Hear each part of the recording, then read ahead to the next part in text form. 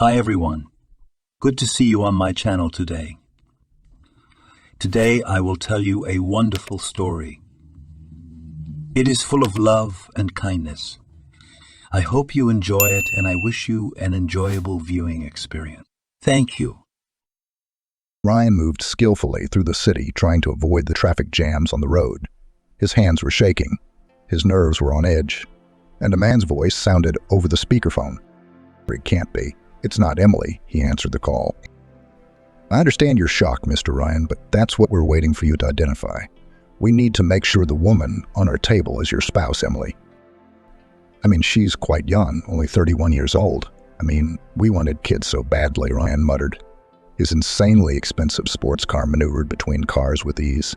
He was only a year older than his wife, but he already owned his own company and had a noticeable profit. The family didn't need anything and were respected both in and out of town. Emily had been complaining of chest pains for a long time. Neither of us gave it much thought. The words came out in a flood. The unexpected interlocutor listened to him quietly, accustomed to the behavior of people in grief. She worked hard. The whole business was held together by the two of us. No wonder I can't believe it. His voice sounded broken. I'm dismissing all sorts of tests and autopsies in advance. There's no need for that at all. Emily has experienced enough pain as it is. Let her body not be touched. At the morgue, Ryan was met by pathologist Paul. You and I spoke on the phone. He touched Ryan's shoulder lightly with a mournful face. This way, please. Ryan made his way into a brightly lit room with green tiles on the walls. There was a body lying on a gurney under a sheet. Oh my God, Ryan exclaimed. He could barely hold back the tears. As Paul pulled the sheet away from Emily's face, Ryan whispered, "That's my girl." "I'm sorry for your loss," Paul said. He'd seen a lot of things in his job, but seeing the emotions of the relatives of the dead had always been difficult. Ryan could tell by the look on his face how broken he was, but still held himself in check, not letting the tears spill over. He gingerly touched the lifeless face. Emily's body was still warm. "She was alive until half an hour ago," he said thoughtfully.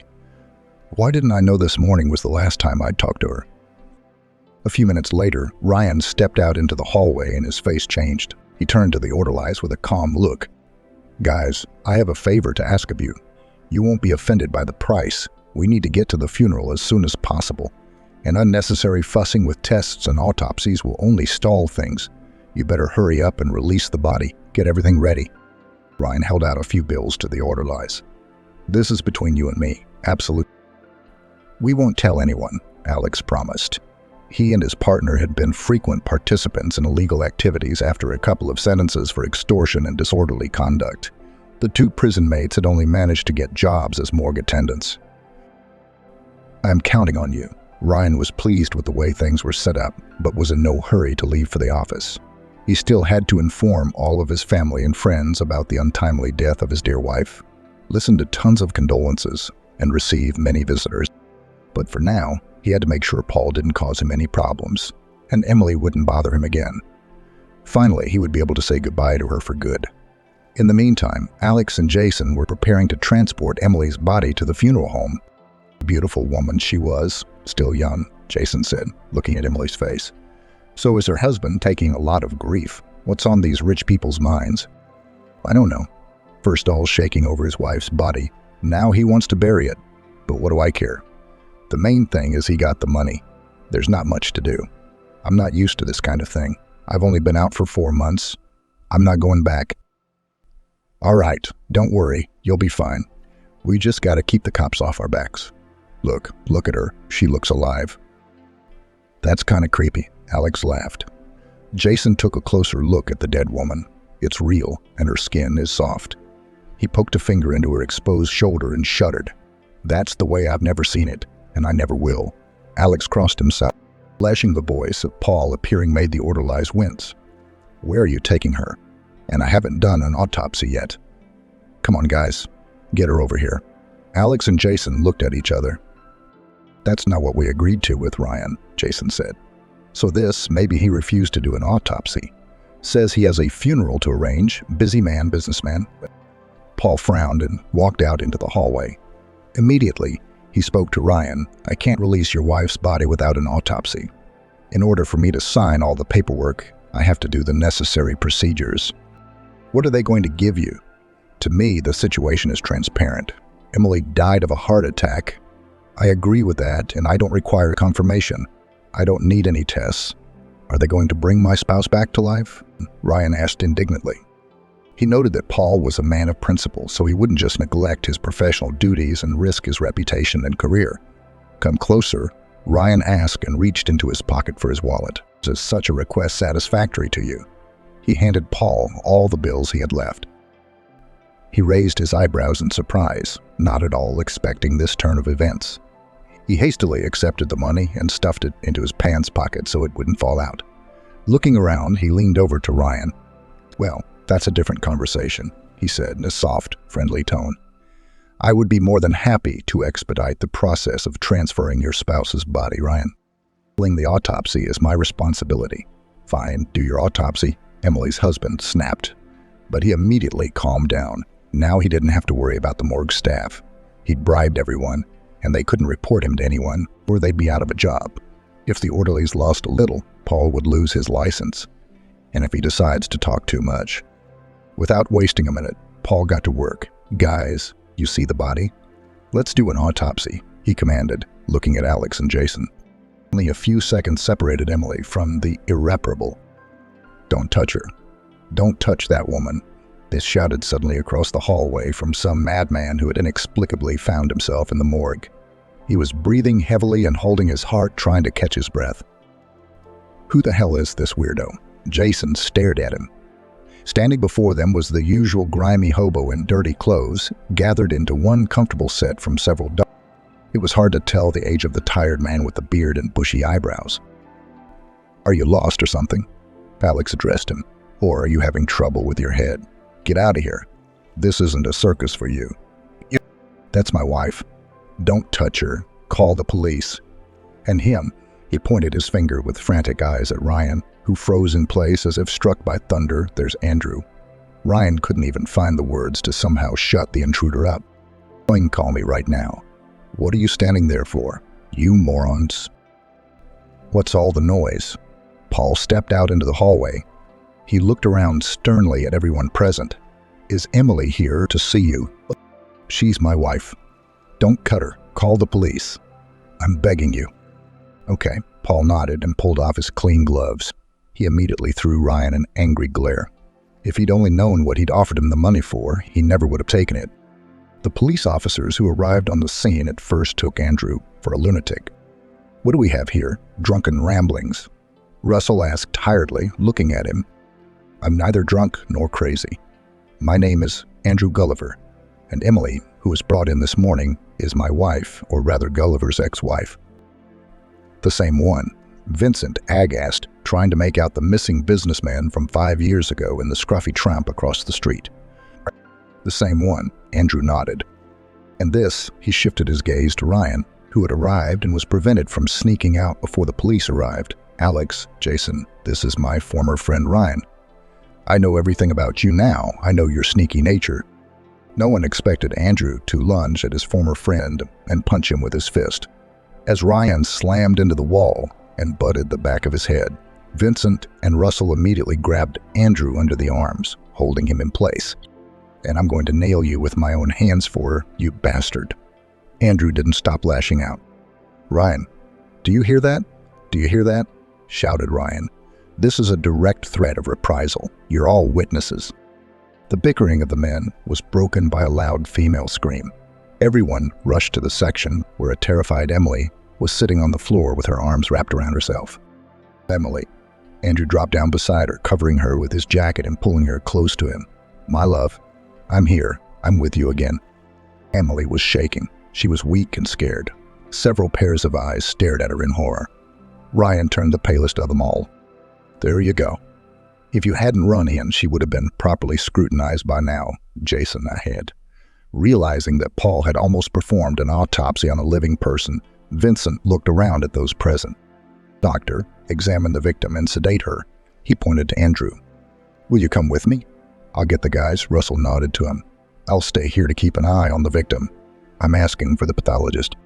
On the way to the police station, Andrew was shaking. He couldn't believe what had happened to him in just a couple hours. Now his life was going to change. Things would go back to the way they were before. He still hoped he could get it all back. But what worried him most was Emily's fate. He loved her so much even though he hadn't been there for 5 years. How would she be without him? Could that pathologist be trusted? Andrew didn't relax when Vincent spoke to him. He got a mug of hot sweet tea and a good attitude. "Tell me an order, Andrew," Vincent asked him. He sighed, closed his eyes a little, and spoke. "Do you know who I am? 5 years ago, I was traveling to Oakville to negotiate with Ryan. We knew each other from university, studying economics together. We dreamed of owning our own business together, and we had the same views on doing business. I considered Ryan my friend." At those words, Andrew gripped the handle of his mug tightly, realizing how wrong he was. "I knew him before I knew Emily. We used to vacation together a lot. Sometimes Ryan introduced us to his passions, but his relationships never lasted long. I want to emphasize that I trusted Ryan like a brother. I had no idea that he would betray me in such a way." Our meeting with potential companions in Oakville promised a lucrative partnership. Ryan and I, already anticipating a huge profit, were overjoyed. And we were the young sharks of business. We were role models for young people. Everyone dreamed of such a meteoric rise. Our firm developed surprisingly fast. When it first started, we couldn't have dreamed that it wouldn't be a year before we could afford to buy our own place.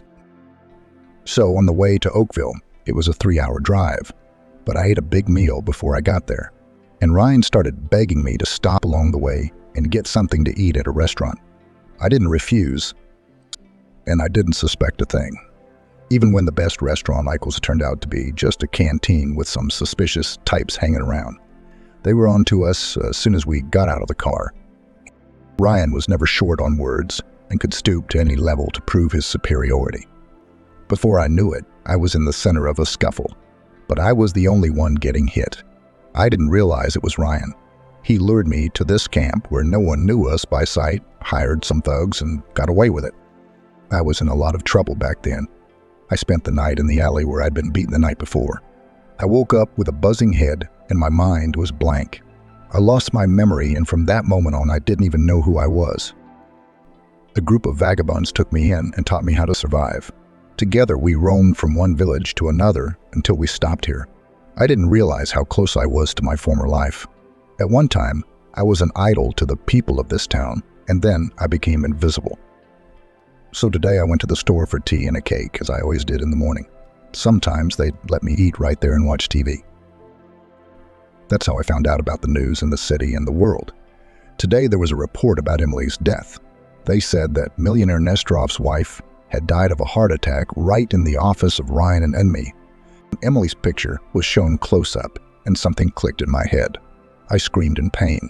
Her face stirred everything inside of me, the memory cells seeming to fill up one by one. The store clerk was startled when I burst into tears right there on the sales floor. My beloved Emily had died. I couldn't bear the thought, and then I felt inside that I needed to go to the city morgue. I needed to go to the city morgue. I don't know how to explain it. Call it a premonition if you want. But I wasn't wrong. I was sure she was there, that she was alive, that I'd make it in time. Senate and everyone watching Andrew's testimony were shocked. There was no doubt, even on the face of it, it was safe to say that the story had been told by a businessman who had disappeared 5 years ago. The story was incredible, even momentous. In one day, Andrew was not only able to remember himself, but also lost his wife and then saved her from death at the hands of a despicable friend traitor. Soon the whole town was buzzing about the incredible incident. The police remained silent, but journalists got wind of the sensation anyway. The news began to report on the miraculous return of the businessman and the true identity of his friend. By the time Andrew arrived at the hospital to talk to his beloved, Ryan had managed to escape. "I'm not staying here," he muttered. As soon as the police swarmed into the morgue, he looked threateningly at Jason and Alex for being caught up in an obscure scam. "If you blab, if you regret our case." His buddy, recently released from juvie, understood his point. They didn't know who they could be impertinent with, who they'd better not put sticks in their wheels. "Doctor, how is she?" Andrew was only concerned about the state of Emily, who was in no hurry to talk to anyone after what had happened. She gave Russell a statement and asked him not to bother her. After the dose of medication that was administered to the patient, her body has weakened, but the IVs will do their job. The other issue is the psychological state. Her mood is volatile now, so be prepared for tears or hysterics. It's not an easy situation from what I hear, the doctor advised Andrew. He entered the room and stood still for a moment. The same clear eyes of his now ex-wife looked at him open. "Emily, darling, I'm so sorry, I didn't even know." She turned away, unable to bear the gaze of the man she had betrayed. "I thought you were dead. You were gone. I was a wreck. Ryan was there for me. He helped me through my grief and get back on my feet. He was there for me when I couldn't see anyone else. I don't think you can forgive me. I won't forgive myself after this either." She covered her face with her hands. "What are you talking about?" Andrew sat down on the chair next to the bed. "You didn't know, did you? You didn't know how dishonest and devious he is. It's all a plan to eliminate both of us. You're just as much a victim as I am. But I married him. Not even a year after you disappeared, I married him." So rashly, Emily sobbed. Andrew just put his arm around her. "We'll get through this. We'll get through it all. If you still want to be with me, of course." The ex-spouse's home was surrounded by reporters and cameramen. Ryan didn't distinguish himself here either. He didn't even offer Emily a change of venue after her first husband went missing. Ryan simply took him out of the picture by taking possession of what he once owned. The firm the two young friends had started in the past was now owned by Ryan and Emily. "I need to get back to normal. I'm weaned on technology," Andrew warned his beloved. "Gotta catch up. The current specialist is much more knowledgeable about our field than I am." "It's okay, we'll live. The firm is still in place, everything works," Emily consoled him. "You remember I'm very capable." After Andrew's return, she went to work and involved him in the business. It saved her from the awkwardness of being with her ex-husband in the big quiet house. The past 5 years had changed both of them so much that now their relationship was going through a major crisis. They had breakfasted together, dined together, chatted politely, but did not broach the topics of concern. The police were relentlessly pursuing the sensational case, but Ryan seemed to vanish. He was elusive. He disappeared without leaving a trace. When the decision was made to freeze his accounts to make it harder for him to travel as far away as possible, or even to another country, the following came to light. Ryan had thought of several contingencies in advance and transferred all the funds from his account to an offshore account. The authorities had no access to it, which made finding Ryan much more difficult. Emily and Andrew, meanwhile, were living under the same roof as strangers. Each had their own burdens, but they were in no hurry to share them. Both of them were concerned about Ryan's fate. They dreamed of the moment when he would be caught and brought to justice for all his evil deeds. At times, the ex-spouses spent evenings together, watching movies, talking about detached topics, not touching on personal matters. They feared they wouldn't be able to catch up. "I find it hard to believe that now we live as if we were strangers." Emily shared her worries over dinner one night. 5 years ago, we were newlyweds making plans, and then fate threw it all away for us. Can we get that back? For the first time in the few weeks of living with her, Andrew dared to take her hand without permission. "My darling, just remember how it all started. Can't we do this anymore? Did everything inside of us die when I was a vagabond and didn't even remember you? I still longed for you. I was in a lot of pain without you, not physically, but being separated from you hit me hard." That evening, they spent time sitting in each other's arms. Andrew and Emily took their time. They did not want to scare away the trust in each other that had been rekindled between them. The former spouses recalled the moment they met. "You then just graduated from the institute." Eyes burning in the hands of a red diploma, Andrew recalled with admiration. "I even remember what you were wearing then." "Yeah, they didn't want to take me anywhere," Emily replied. "I did great during my internship. I was recommended to several firms, but none of them dared to hire me. I was counting on you so much back then. As a young company, your demands couldn't have been too high. When I saw you two lanky, budding entrepreneurs, startups for what?" Andrew took offense with joking resentment. "You should have seen yourself then, all important, even though you're only 2 years older than me," Emily laughed. "I knew I had to wave my hair in front of you, flap my eyes. And when you saw me I never underestimated you," he declared. "Sure, you impressed me with your looks, but without your knowledge, the firm wouldn't have become so successful. at least not as quickly. You've been a great help to us, and you deserve the CEO position you now hold. Andrew had a tough time in his former position. He was once again a respected businessman who didn't need anything, but he realized how far behind the modern experts were. Without giving in to hubris, he took business courses that dealt with the latest trends in the world of business and social media. We have a whole department dedicated to this, Emily explained to Andrew with a satisfied look. 70% of purchases people make online. Oh, and the number of shoppers has increased due to shipping. Yes, things have changed. Andrew nodded without regret as Emily took him around the office. It's enviable that I wasn't involved in every new phase. I'd like to see you grow. But Andrew had plenty of reasons to be upset as well. The employees who worked at the company under Ryan and Emily had only heard about the once savvy Andrew. They learned more from the news when he was reported missing. The boss's ex-husband had miraculously returned. Everyone expected incredible solutions, new breakthrough ideas from him, but they were disappointed. Andrew, understand, these are people of a different generation. They're younger and tech-savvy, Emily told him. You can be angry all you want, but your courses are nothing if you refuse to put knowledge into practice. We got rid of the old methods a long time ago. You have to get over it. I know, Andrew admitted his mistakes. Even the junior staff look at me like I'm an ancient man. I'm trying to be someone you can count on. I want to do business wisely, but I need to get used to it. But it wasn't just the situation at Beloved's firm that worried Andrew. The results of Emily's blood tests, which were conducted to detect the presence of poison in her blood, made him nervous. Ever since his return, he had suspected that Emily was hiding something from him. Emily, I've had enough of this. I can't guess what's going on inside you anymore, he declared once right in the office. He didn't have the energy to wait until he got home. Emily had gone pale. It was clear she was caught off guard. What you're about to hear could knock you out. She warned and lowered her eyes. My blood results showed you didn't poison yourself, did you? They were clean. Andrew couldn't help himself and immediately apologized. No, that's not it. Anyway, I'm pregnant with Ryan's baby, naturally. I didn't know how to tell you that. Andrew was silent briefly, sighed, and spoke.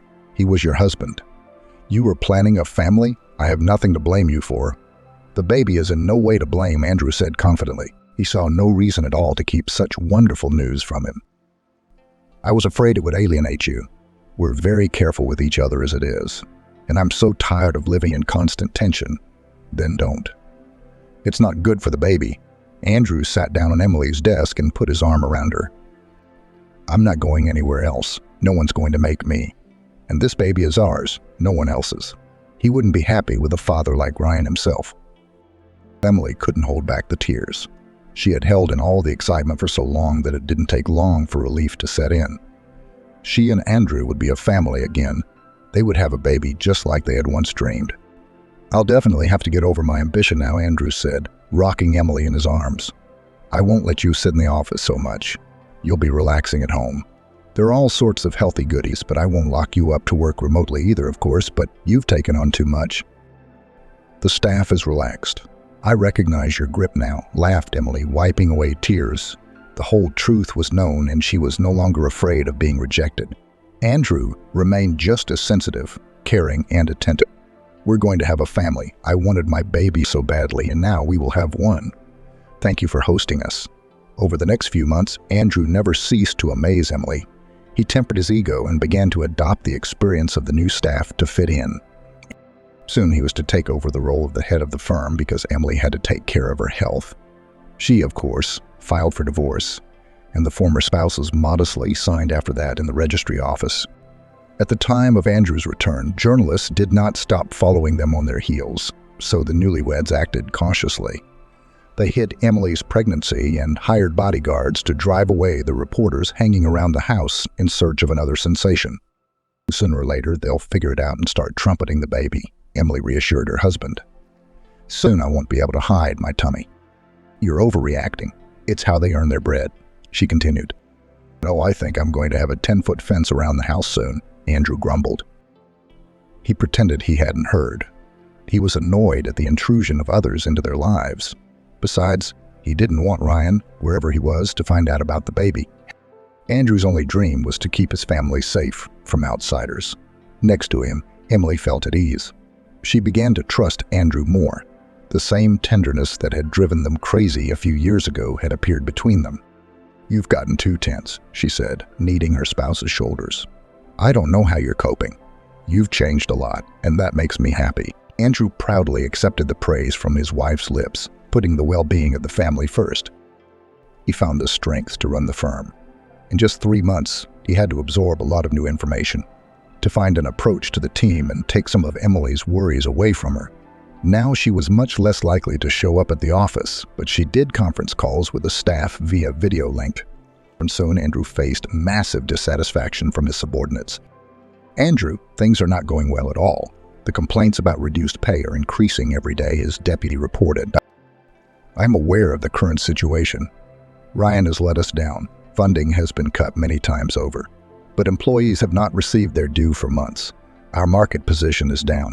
Everyone is working their hardest to move up, and they're not getting any incentives for it," Andrew replied. "Yes, I admit it. I've long preferred to ignore our real perspective," the latter agreed with his deputy. "That's why, Brian, we need to downsize. I can't afford that kind of staffing at the moment. LAPE approved the applications of those who wish to leave. We'll work with those who are committed, and I'll make sure they earn a decent wage. It's fairer that way." Emily supported her husband as best she could. She hoped the police would find Ryan and bring him to justice. After all, he had absconded with money that didn't just belong to him. But as the months passed, there was no decisive news from law enforcement. Andrew returned home, increasingly irritable. The only thing that could calm him down was the developing son in Emily's belly. She, on the other hand, was tireless. She didn't want to quit her job and would often linger over her laptop until her husband came home from work and told her, "Honey, the baby will be here soon, and you so-and-so will not get away from the screen." He said. "Oh, come on. I'm a businesswoman after all," she replied. It was as if Andrew had predicted the birth of little Peter. The baby had expressed a desire to be born that very night. Emily felt in bed that the sheet beneath her was wet. "Andrew," with panic in her voice, she shoved her husband. "Andrew, wake up." I think it started. An agitated Emily was brought to the birthing center by ambulance. Andrew was so worried that he was afraid to drive himself. The thought of the agony his wife was about to go through was unnerving. "Please sign." He hurried the paramedic as he and his partner loaded his wife onto the gurney. "Andrew, don't talk under your arm. They know what to do," she said. Andrew was measuring the hallway of the maternity ward with his steps. He couldn't understand why Emily was so much calmer than he was. It was scary to imagine what it was really like for her. She must have prepared herself for labor. After all, she often repeated how she wanted to get rid of the annoying belly as soon as possible. An exhausted Emily fell into a blissful sleep when she was moved to a separate room where all the babies were kept.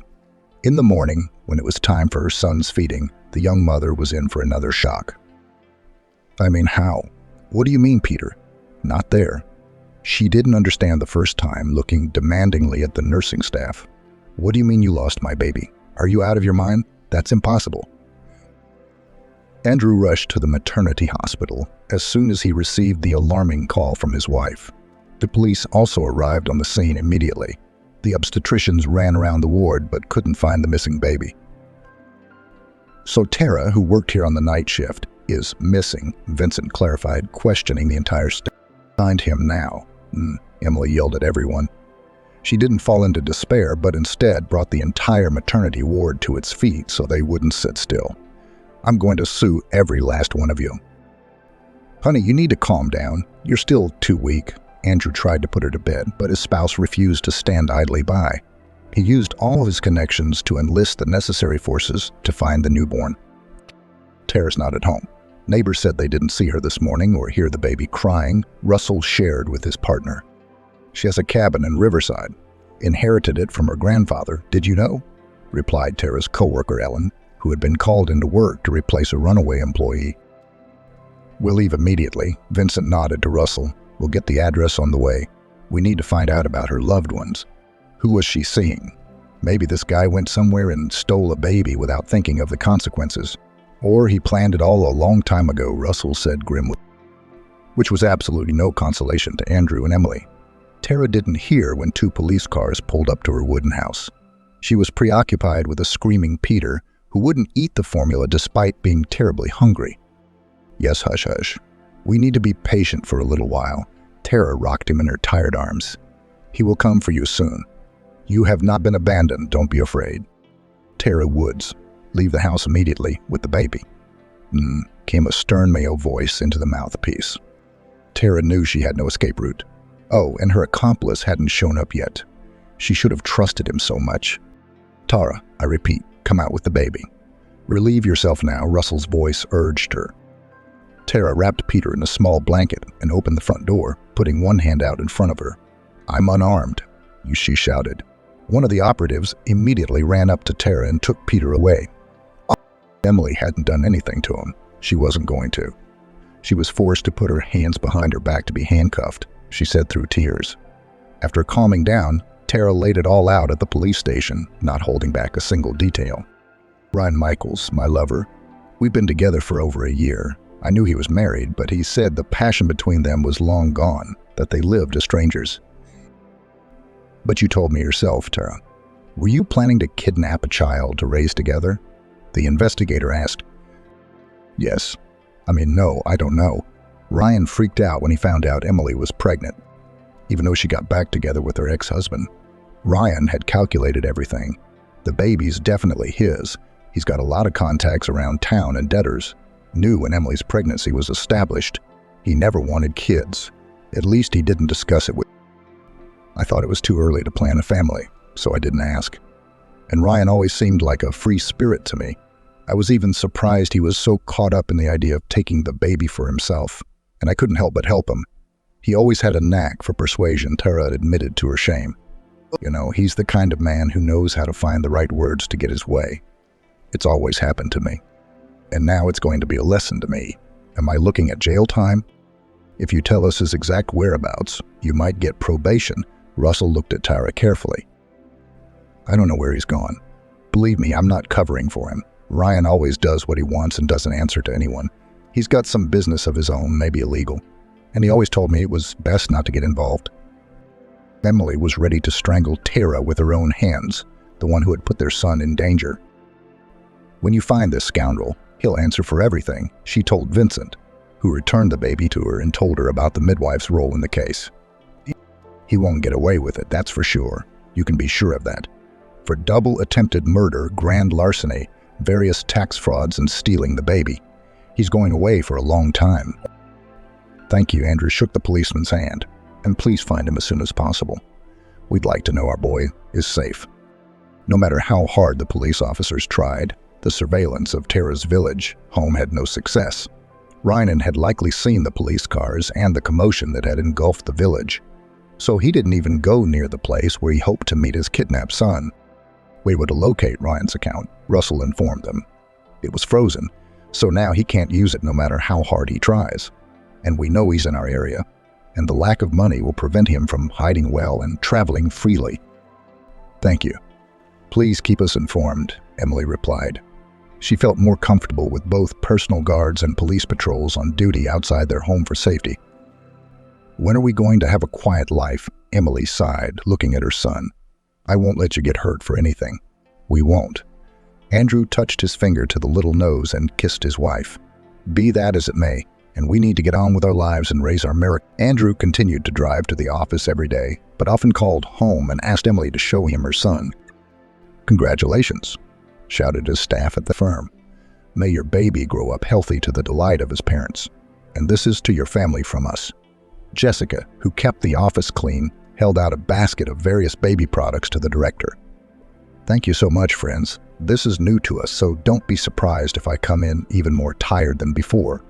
The co-workers dispersed to their seats.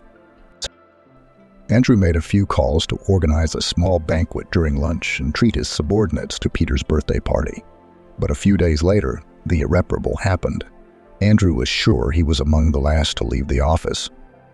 He saw Jessica on the way, finishing cleaning up the last rooms. See you tomorrow, Andrew, she said with a smile as she passed by. See you tomorrow, Jessica. He didn't bother to set the alarm. He knew the cleaning lady would take care of that when she was done.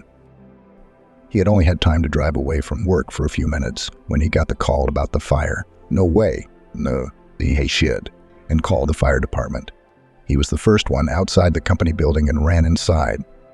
Andrew was sure Jessica hadn't left yet, and the building was already on fire. "Jessica," Andrew shouted, "call out. We need to get out now. The whole place is on fire. Jessica, where are you?" But the girl didn't respond. She had lost consciousness because she was too close to the utility room where the fire had occurred. Andrew did not waste his strength to put out the fire, although the thought that he might lose the building in the fire prevented him from thinking soberly. Jessica was saved at the cost of the burns on Andrew's face. He felt no pain due to shock, but Emily, who arrived at the scene of the fire, screamed when she saw his burned face and cheek. There were burns on Andrew's body as well, but they could at least be hidden under his clothes. After being hospitalized and discharged from the hospital, Andrew became despondent. He couldn't look at his disfigured face and didn't want to show his son his face. "He shouldn't see me like this. I'm scaring him." He fumbled with Peter when Emily wanted to give him the baby. "Honey, don't say that. He feels like you're his daddy and he needs you. Please don't push him away." But Andrew was hard to argue with. Having lost his office in the fire, he didn't know what to do next, and his life was failing again. He had missed out on his life's work when things were just starting to get better again. "We'll try again," Emily reassured him, stroking his hair. "We're both experts, after all. Except we don't have the money. We can't spend all our savings on starting from scratch. We have a child. We can't jeopardize his future. We have to think straight and live within our means." Andrew had to use a mask to appear in public. His appearance aroused morbid curiosity in others, and some even shouted or turned away with a look of dislike on their faces. Andrew managed to get a job in the office of a large company and worked hard for several months to prove his professionalism. He was now a rank-and-file employee, not a manager. Together with Emily, they loved spending time with their son, tried to devote every free minute to him. But Peter's mother did not stay at home for long and gave him to kindergarten. Emily also got a job. Andrew no longer neglected his child and eventually came to terms with the way he looked. Peter adored his parents, always reaching out to them. The 3-year-old was inquisitive and made friends easily at daycare. "Jessica invited us to visit," Emily informed her husband. After Andrew rescued his former employees, she kept coming over to thank them and sometimes babysat Peter when both his parents were busy with work. "I'm glad she met a decent man, and now she's a mom herself. You and she have become great friends." Andrew smiled contentedly. "You treat her like a little sister?" "You could say we're kin now. After all, events like this bring us closer together," replied Emily. As the years went by with each of Peter's birthdays, Andrew and Emily wondered where time flew so quickly. "You're a schoolboy now," Emily cried after her son's first lineup, squatting down in front of him. "You've gotten so big." "Mom, don't cry." Peter wiped her tears with his warm palms. "There's a lot to be happy about. I'm going to grow up soon. I'll start earning a lot of money so I can get Daddy's surgery. I mean, he's embarrassed about his scars." "Oh, you, my attentive boy." His mother hugged him. Unfortunately, the amiable Peter became the subject of bullying by the children at school. They saw Andrew, who always walked the streets with his head down and covered by the collar of his coat or jacket. "Your dad's a freak. Your dad's your freak," the bullies teased Peter. "My parents call him Quasimodo," another silly boy chuckled. "Don't call him that." "My dad isn't scary," Peter defended his father. He could barely hold back tears of resentment. But his frustration only served to irritate the little bullies. "I'm going to go to school and make all parents ashamed of raising their children." Andrew raged when he learned that his son was being teased again because of his scars. Don't they have any shame? Don't they know the pain they're causing him? "We should go together," Emily suggested. "If neither the head teacher nor the class teacher will do anything about it, we'll find other ways. I'm sick of seeing my son in tears all the time, too." "It's all my fault." Andrew sat down on the couch, wrapping his arms around his head. He thought it was his fault that Peter was being bullied at school. "Don't you dare even think that," Emily declared. "We need to get all the parents together with the kids to explain to them how you got those scars. Let them know that Papa Peter is a hero, that he sacrificed his business, his health, and his looks to save another man's life. But who among them would go to such lengths? My guess is not many." "No need to make a hero a laughingstock," Andrew immediately retorted. The burns he had received had made him an even more humble man. More often than not, he wanted to be the most inconspicuous man in society. But Emily knew how honorable, honest, and decent her husband was. "Why should you, Peter, suffer for these ignoramuses?" "No, I won't let them bully you," she persisted. Emily still insisted, and in front of the whole class, she reprimanded the very bullies who were mocking her family. But the effect of her fiery speech was short-lived.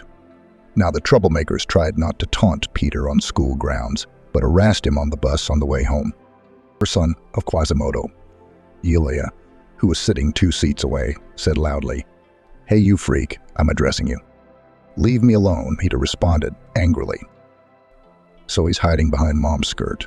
And Dad didn't even show up for school," said the other bully, and they both laughed. Peter sat there burning with shame.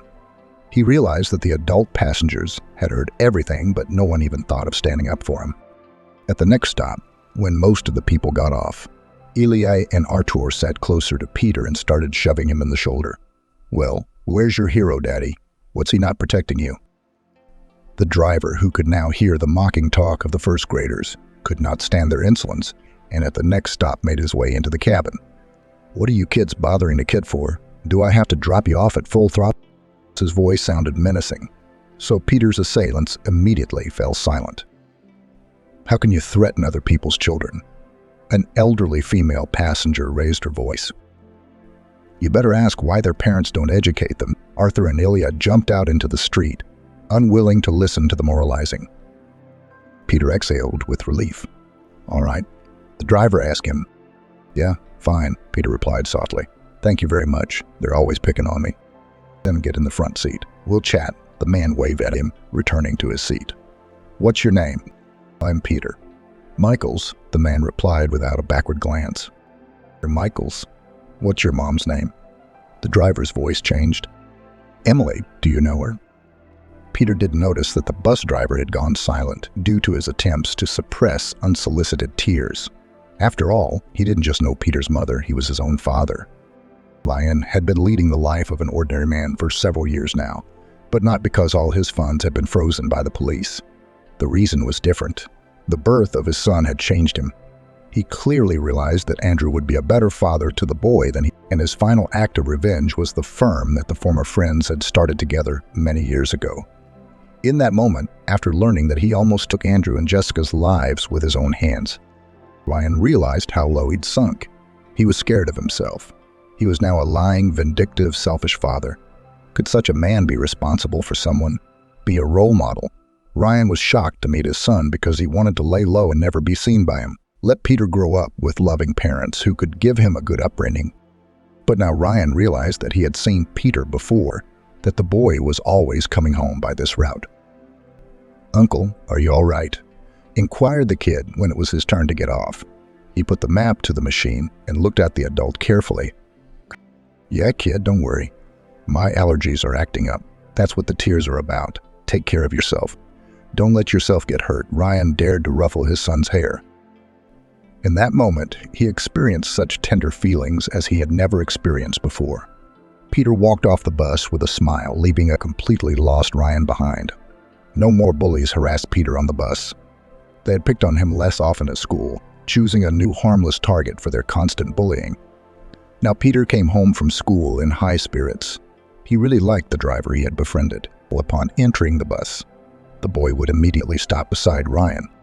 They had a soft conversation. "You have very nice drawings.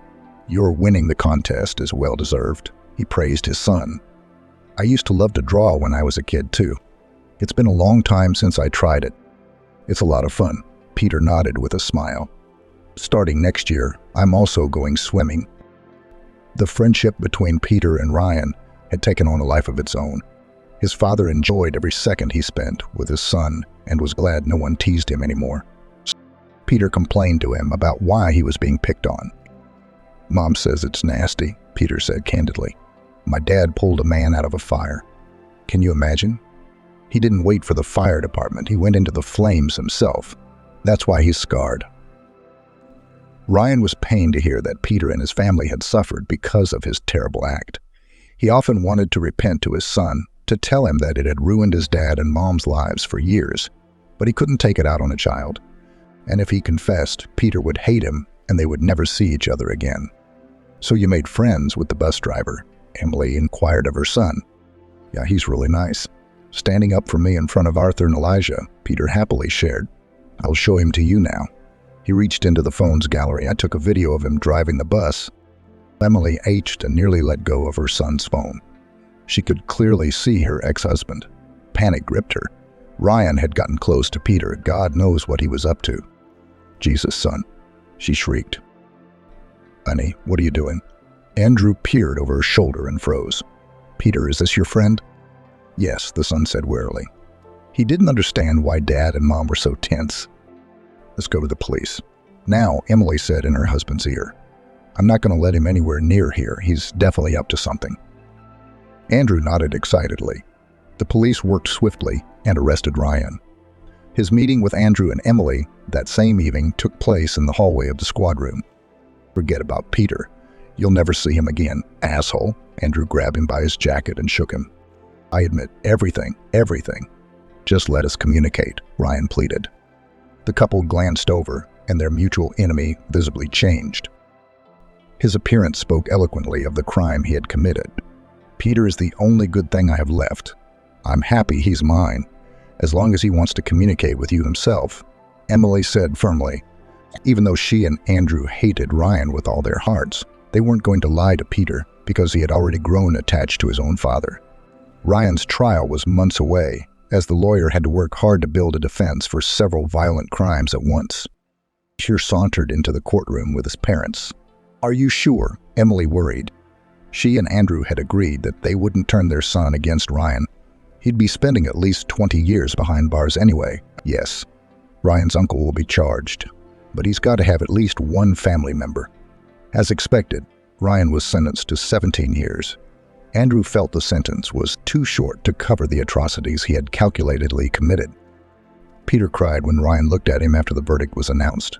The man waved at his son but couldn't portray a carefree smile. Don't be afraid, son. Emily cradled him to her side and stroked his cheek. You'll be able to write him letters.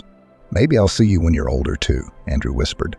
The couple knew Peter distinguished between bad and good deeds, and didn't want to shame him for wanting to keep in touch with his birth father. After the trial, Ryan's account was frozen, and the money belonging to Andrew and Emily returned to the family. They were back in control of their income. Well, we can finally let you have your surgeries. Emily rushed over to her spouse and kissed him. Oh my God, won't I ever feel those looks again? Andrew exhaled, still unable to believe his happiness. It took a few treatments to make his face and body look almost the same as before. You look different. Emily eyed her husband curiously. You have a new spouse now. The man laughed and hugged her. Daddy, and I love you. Love you, Peter added and joined his parents' hug. It doesn't matter to me at all. They are from the business world.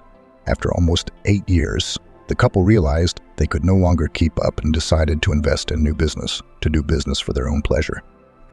They weren't chasing any heights. Emily, why don't we go into furniture? My father made everything with his own hands. I used to help him in the workshop a lot, and I was pretty good at it. Before Ryan and I started the business, I even worked in a furniture factory and learned a few things. And then maybe we'll start our own company. We'll make exclusive custom furniture. No, that's an interesting idea. Emily nodded. We just need to do a little more research and try it out. As long as we haven't invested anywhere, we can do different things and make up our minds. The couple decided to stop on furniture production, rented a room, bought equipment they learned themselves, and hired experienced craftsmen. Social networks did their job. And soon Emily and Andrew took orders from the first customers. Reviews about their developing enterprise left flattering. Orders began to arrive regularly. I've been thinking of a few ways to attract customers. I think we deserve a vacation, Emily once said, collapsing on the living room couch. Me too, Peter shouted, plopping down next to his mom. I got straight A's. Well, then I'll have to take my workers to the sea, Andrew laughed. I didn't do anything myself. The family went on vacation together with Jessica's family. The company stayed in luxurious rooms, and in the evening they lounged on the beach in the cool seawater. They went on excursions, tried out sea attractions, and even dived with scuba diving. Good boy. So talented and hardworking, Emily smiled at her friend. Yes, I married. Well, Jessica laughed. I used to scrub floors in the office. Now I can afford a vacation at a resort like this. A week of vacation, which both families enjoyed, added to their strength and brought some surprises. Emily felt sick in the workshop when one of the craftsmen was heating up lunch in the microwave. Oh my God, what was that horrible smell? Emily clamped her hands over her mouth, realizing she was going to vomit. Emily, are you all right? Sarah, the foreman, who was waiting for her by the restroom, approached her. I don't know what to say, Emily said, and rushed back into the stall. When she came back a couple minutes later, she said, I remember how my first pregnancy started. I guess this is it. Well, congratulations. Sarah brightened up, hugging her gently. Thank you. But we have to be sure. Just please don't tell anyone. I want Andrew to be the first to know. Well, almost first, Emily said quietly to her husband after hearing the exciting news. He looked at her with delight. Are you clever, girl? He leaned down to her tummy and kissed through her shirt. Andrew, I'm almost 40. Do you think we can make it? Emily asked fearfully. We will, my dear, we will. He hugged her gently, feeling like the happiest man in the world.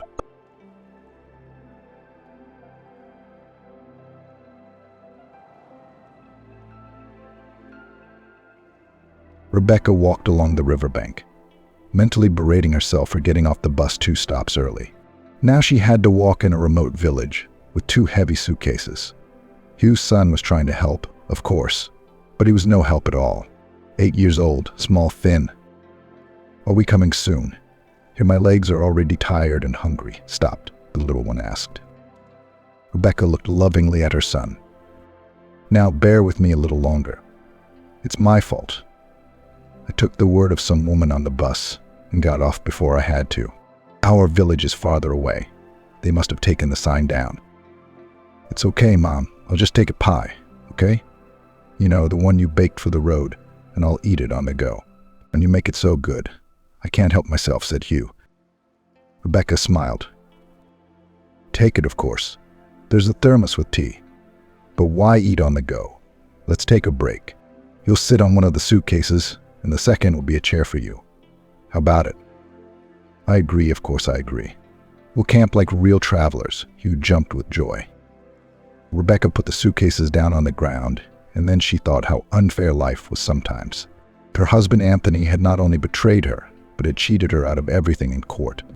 But she trusted him, and even gave him a second chance, thinking that she would make it up to him. She sincerely believed that they parted by mutual consent without any hard feelings.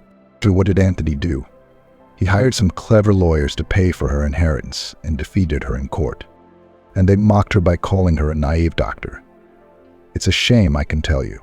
So though maybe her husband is really right, but she doesn't know how to take everything from life. She worked at her hospital until she had to quit. No, not under contract. No, not at all. It was more of a choice. Emotions that had her heart in a bind and wouldn't let her breathe. But that's okay, Anthony. He who laughs laughs well, Rebecca thought sadly, as she had no anger toward her ex-husband. Not at all. More like disappointment that she'd wasted 8 years of her life on him. But what was there to remember about that now? What's past is past. Hugh, meanwhile, had made himself comfortable on the covered suitcase and begun his simple meal. He had always loved his mother's baked goods, and in his own opinion, had never tasted anything better. No, son. There's a lot of delicious things in the world. It's just that not everyone has the opportunity to buy delicacies, Rebecca said sadly. She felt a sense of guilt for her son. Rebecca smiled at the sight of her son eating a sweet pie with gusto. God, how little a man needs in life. A home, a loving family, and a satisfying job. And all I have left now is family. Her mind flashed before she noticed something strange in her side vision. The riverbank seemed desolate and even a little dreary at first. The sandy soil was heavily covered with grass, with nothing but grasshoppers by day and crickets by night. The waves were lazily lapping at each other, as if playing catch-up. The water was bubbling quietly, and its peaceful noise involuntarily brought boredom and sleepiness.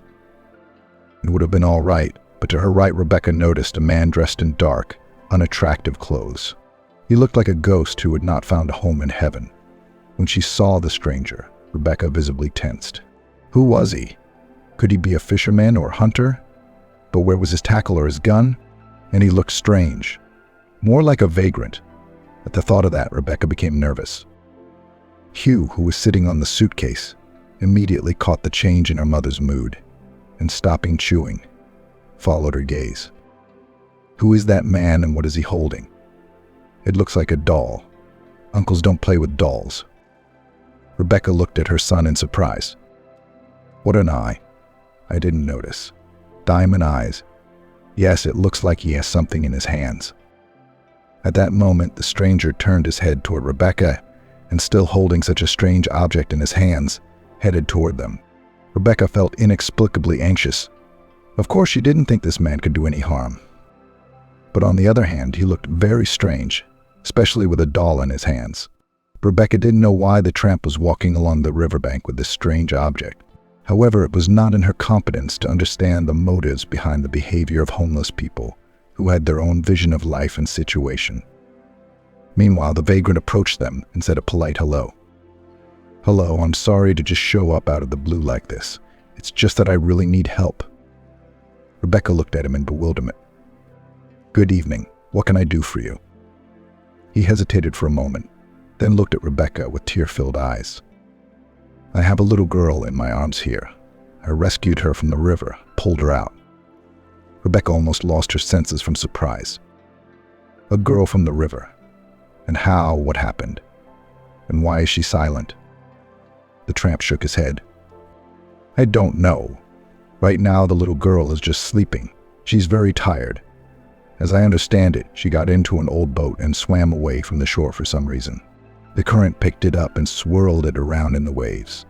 I was just walking along the shore, looking for dry holes, but I heard screams and rushed to help her myself. I got soaked, and she got soaked. Now I'm thinking where to warm up. Maybe make a fire. But where would I get wood?" Only now Rebecca noticed that the tramp's clothes were really wet. But what interested her most was the little girl who was sleeping peacefully in the arms of the homeless man. She looked to be about 6 or 7 years old, though under certain conditions she might well have been Hugh's age.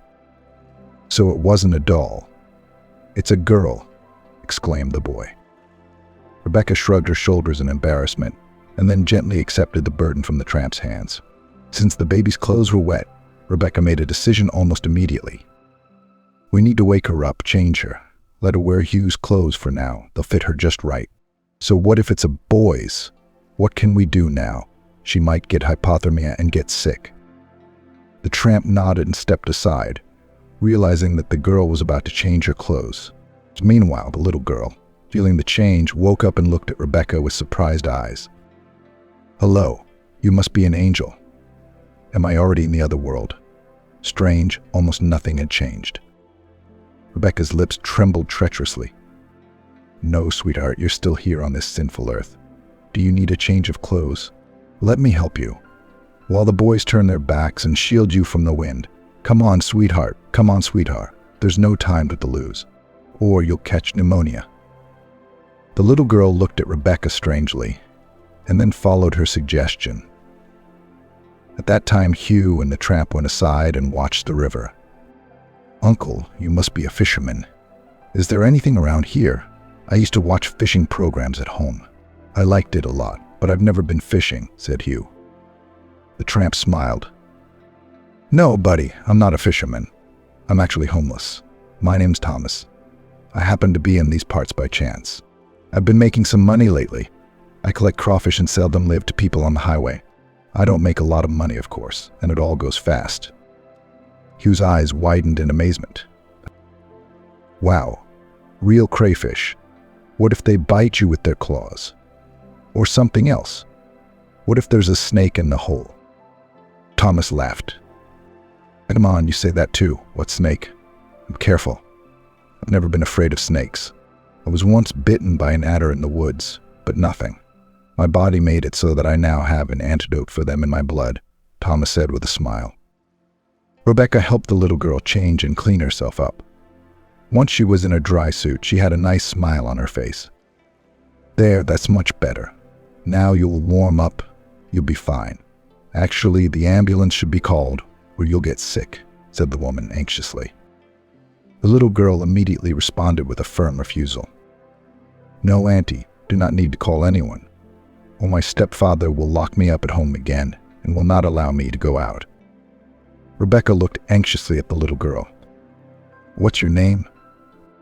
"Amy. Well, I mean Emily, but everybody calls me Amy," she answered. Tears welled up in Rebecca's eyes. "Just like my mom's name was Emily." "Really?" the girl asked hopefully, as if that fact would bring her closer to Rebecca. She nodded, and after a moment's silence, she said, "Yes, we did. Well, since you don't want to go to the hospital, I'll give you some safe immunity medicine so you won't catch a cold." Amy looked at her with interest. "Wow, are you a doctor?" Rebecca smiled. "Yes, I'm a general practitioner, so I know a lot about illnesses. I took a whole medicine cabinet with me for my Hugh, so that he would not catch any disease in the new place. A change of scenery affects the body in different ways. Sometimes it makes it worse, sometimes it helps. But let's hope everything will be all right." "Thank you, Auntie," the girl said with restraint. Rebecca looked fondly into the little girl's eyes. "Come on, you better tell me, what are we going to do with you next? You can't hide from your stepfather all the time. And anyway, who is he and on what rights does he dispose of your free time and does not let you go out?" Amy looked at her with eyes full of tears. "You see, after my mom died, he got really violent. He won't let me go to school, and he's been calling my teacher to my house. I mean, a tutor. I don't like it. I want to play, I want to be friends with my friends, and he's even turned off the internet so I can't talk to my pen pals." Rebecca raised an eyebrow in surprise. "Wait, you can still write.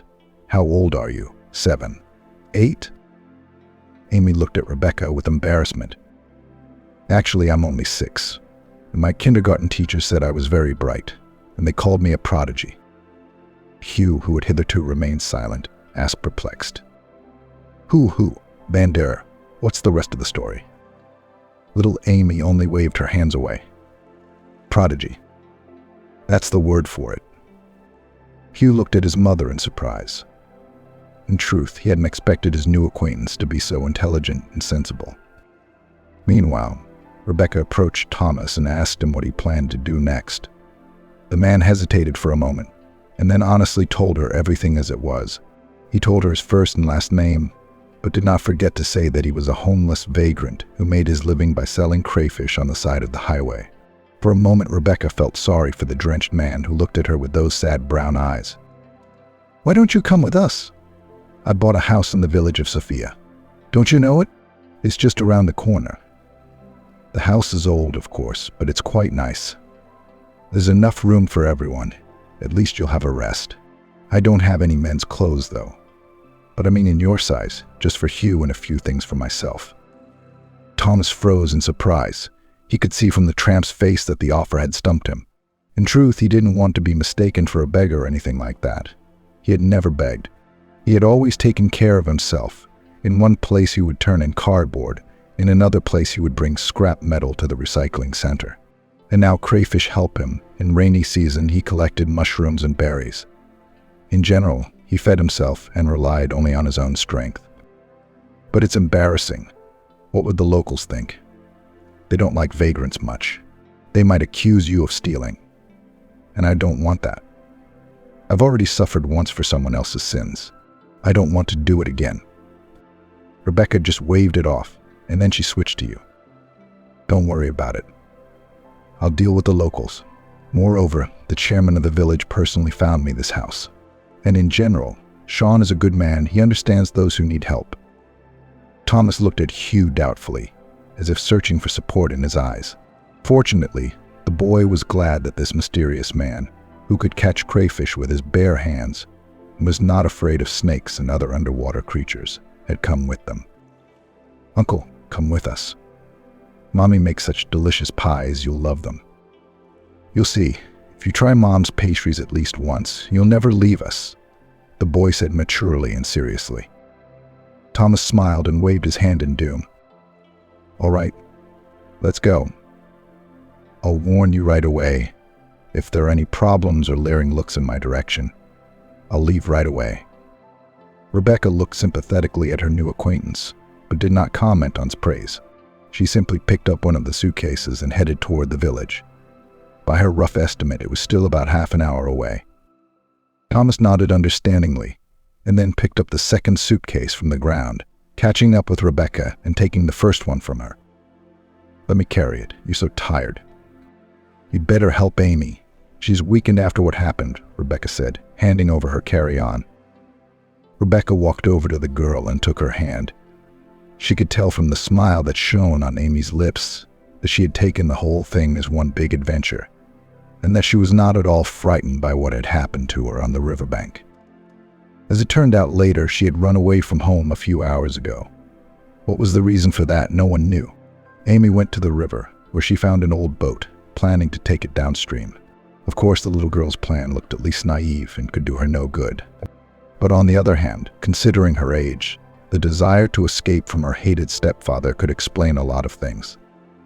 All the way there, Amy chattered on and on, talking about herself and how she wanted to be a scientist. As she listened, Rebecca marveled at how much she knew at her age. Hugh listened with rapt attention, his mouth hanging open in surprise. To tell the truth, he had never had such a clever girl to talk to before. Thomas, on the other hand, didn't talk much about himself, as he was embarrassed that he'd spent most of his time living on the streets. Having escaped from the orphanage at a very young age, he had been among the homeless teenagers who survived as best they could by stealing or working as loaders at the market, dreaming of one day becoming rich and making their way in the world. Naturally, most of them ended up in prison, where they disappeared without a trace. And only a tiny handful of lucky ones tried to start a normal life. Unfortunately, Thomas was not among them, which he honestly told Rebecca. However, she understood perfectly well, and despite everything, treated him with respect. It was not a long walk, and soon the first buildings appeared. The air smelled of smoke and the aroma of cooking food. It was nearing evening, and Rebecca still had to get settled in and get her bearings. As it turned out later, Rebecca had bought the house without looking, because she didn't have enough money for anything else. Sean was sympathetic to her request and volunteered to help. It was he who suggested a house on the outskirts of the village, which once belonged to the local paramedic. Ironically, Rebecca also had a medical background, which she found very symbolic. "Well, now we'll have our own doctor. I knew it when I was saving this house for you. After all, the late Alex had no heirs, and the house, in fact, remained a nobody's house. Here I am in the district village in the municipality of the documents on myself, but only with the note that the money from its sale will go to the fund of the village, not me in my pocket. I didn't want to be considered a bribe taker. All I care about is that the house doesn't turn into a ruin." "Then you know how it happens, don't you?"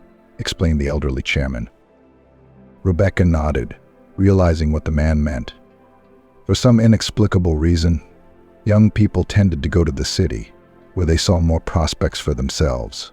No one wanted to stay in the middle of nowhere and work on the land.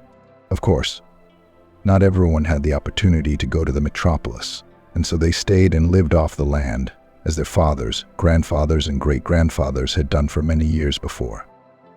Rebecca had never lived in the countryside and had moved to the wilderness not so much for the love of nature as to minimize communication with her unfaithful husband Anthony, who had not only abandoned her, but also disinherited them both. Pushing the sad thoughts away, Rebecca pointed her companions to a building standing on the outskirts of the village. "This is our house. I'll get everyone settled in for the night. In the morning, we'll clean up the place." "Is this it? Is this really our house? Why is it so old?" "It looks as if Baba Yaga lives in it," Hugh said grudgingly. Rebecca shrugged her shoulders in embarrassment. She didn't know what to say to her son, for she couldn't tell the boy that she'd only had enough money for this wreck. Of course, at first she wanted to buy something more worthwhile, but no one gave her money, especially after she quit her job. But for some reason, the house looked like a witch's dwelling. Or maybe it was the other way around. Maybe it was the home of a good sorceress. And the house only looks so ugly. "We're going inside, and it's like a palace," Amy said. Rebecca smiled. What would she do without that kind and restless little girl? And only Thomas reacted to what was happening in silence. In fact, he didn't see anything special in the old house, and thought that the most important thing was the roof over his head. And the way the building looked from the outside was the 10th thing. There was a desire and a little money, and repairs could be made at any time. Taking the keys out of her pocket, Rebecca went to the door and inserted them into the keyhole. But when she tried to turn it, nothing came out. It was stuck again. Sean warned me. What am I supposed to do now? Rebecca's eyes were filled with despair. But then Thomas came to the rescue. The drifter took the key from her hands and examined the keyhole. Looks like it's rusted. Something to wet it. Do you have any water? Rebecca looked at the homeless man in surprise. Yes, I do. What's water got to do with it? Thomas smiled ingenuously and then took a plastic bottle full of drinking water from Rebecca's hands. Carefully, he opened the cap and made sure a few drops of water hit the lock mechanism. Rebecca, Hugh, and Amy watched him as if mesmerized. From the outside, it looked as if some mythical magician was performing an ancient ritual, the conditions of which were clear only to him. In 5 minutes, everything was ready. To the great surprise of everyone, in Thomas's skillful hands, the key was able to turn the lock mechanism. I thought locks only needed oil, Rebecca said in surprise. Thomas shook his head and added quietly, No, you can do it the other way around. When there is no lubrication, water is the best way. It's not without reason that they say water sharpens the stone, and in general it is a unique substance. Without water, nothing living on earth can live. Rebecca looked at her new acquaintance with respect. It turned out that Thomas knew things that she had not even realized. The house smelled of dampness and something else that only very old buildings could smell. Naturally, the floor was covered in dust. The walls were covered in cobwebs. The corners were covered with accumulated trash. It's a lot of work, Rebecca said wistfully. It's all right, we can handle it together. Well, if you don't mind, Thomas said, changing tactfully to you again. Rebecca nodded in embarrassment, not knowing how her son Hugh would feel about it. But Hugh was crazy about his new acquaintance, who impressed him by the fact that he could do such things with his bare hands. Sneaking a moment, the boy approached Thomas and quietly asked, Thomas, aren't you a superhero by any chance? How cleverly you handled that lock. Are you also not afraid to stick your hands in the hole? Come on, you're from another planet, aren't you? Thomas shook his head with a smile. No, I'm from this very planet, from the very bottom of it. We homeless people, often notice things that the rest of us don't. But don't look at me. Don't make an example of me. It's not hard to be a homeless person. It's hard to become a normal person. So you always remember that and obey your mom. And I'll help you in any way I can, of course. I think Hugh's right. You really are like a superhero. I saw you throw yourself into the river after me, and there were waves, Amy said again. Thomas smiled. I'm not afraid of waves. When I lived in the orphanage, we were enrolled in the swimming section. But those who wanted to, of course, so I was in the group. I was better to swim in the pool than in the orphanage to look longingly out the window and play with broken toys. If I hadn't run away from the orphanage, I'd probably be winning a medal at a competition right now, or, well, why bring it up now? Do you never cease to amaze me, Thomas, Rebecca said respectfully, now using the you word herself. She fumbled for the light switch and turned on the light, making the house feel much cozier. It was starting to get dusk outside, so being in a dark house wasn't very comfortable. The light bulb above her head flashed with a dim yellow light, giving everyone the illusion of a distinctive moonlight glow. The light made the squalor of the house seem less acute. When Rebecca had gone through the house, room by room, she chose a bedroom with a couple of beds and a small sofa. It was here that she decided to make herself comfortable with Hugh and Amy, who would become a member of their family by fate. Not for good, of course, since that was illegal, at least for one evening, and then we'd see. Accustomed to Spartan conditions, Thomas chose a rocking chair in the hallway. I'll sit here. It's more comfortable. I've always wanted one of these things, the tramp said with admiration. As the children and Rebecca were exhausted from the day's work, they did not want to delay their bedtime and soon went to sleep. Thomas, sitting in his rocking chair, looked at the yellow apple of the moon and marveled at how fate could give the most unusual surprises. Of course, he didn't consider Rebecca and Hugh his family, but on the other hand, he got the opportunity to take care of them, which was very important to him. Few people knew that a couple of years ago, Thomas had even taken a mental approach, trying to start a family. But only the soulful impulses of a young vagrant no one understood, and the bride who worked in the store laughed in his face. After that, she defiantly left Thomas, going to a richer groom. But the guy really changed then. He got a job, rented a place, and began to dress well, not forgetting to give gifts to the stroppy chosen one from the grocery store. Thomas was ready to catch every word Kayla said, thinking she was his soulmate. So the truth was much worse than he had imagined. As it turned out later, Kayla had simply used him to win an argument with the store manager, who had once mentioned in conversation that an employee could never change a street hobo by making him love her. Kayla thought for a moment and then accepted the challenge, guided only by her lust for profit and the size of the bonus established by the director. In fact, Kayla already had a fiancé whose parents ran a small restaurant downtown. Thomas learned about all this much later, when he became the object of ridicule and was even caught in the crosshairs of several hidden surveillance cameras, the data from which had mysteriously leaked to the internet. Thomas couldn't bear the embarrassment, so he went back into the wild. He quit his job and started living the life he was used to. The deep, unhealed wound in his heart was very painful, causing the unfortunate guy a lot of suffering. Since then, Thomas had been wary of women, although he realized that there were good people among them. Take Rebecca, for instance. She was kind, caring, and attentive, and her son Hugh was so nice. And the rescued Amy is not a girl at all, but a beauty. Thomas's mood improved considerably. Then, without noticing, he fell into a dream. The rocking chair slowed down. Both fell asleep, having become vagabonds during the day. But Rebecca, despite the seeming fatigue throughout her body, was unable to fall asleep in the hard, seemingly foreign bed. She thought back to Anthony and the deed her husband had done. They had met while attending university. Both dreamed of connecting their lives with medicine and even interned at the same institution. Unfortunately, this is where the similarity of their interests ended. Rebecca always studied well, strived to master the profession so as to know all the subtleties hidden from the eyes of the common man. But Anthony was always lucky and the son of wealthy parents, who in case of anything always helped his son with money. Among the students then persistently rumored that the entrance exams Anthony failed miserably, but his parents brought the right amount of money to the right place, and he was on the list of the lucky ones enrolled on the budget form of education. Rebecca herself did not believe it, because at that moment Anthony seemed to her a good and kind guy. A little reckless, of course, but no less nice. They say opposites attract, and so she and Anthony were those opposites, and so it went from there. Daily meetings, romantic dates, and acquaintance with Anthony's parents, who quite expectedly took Rebecca at bayonet.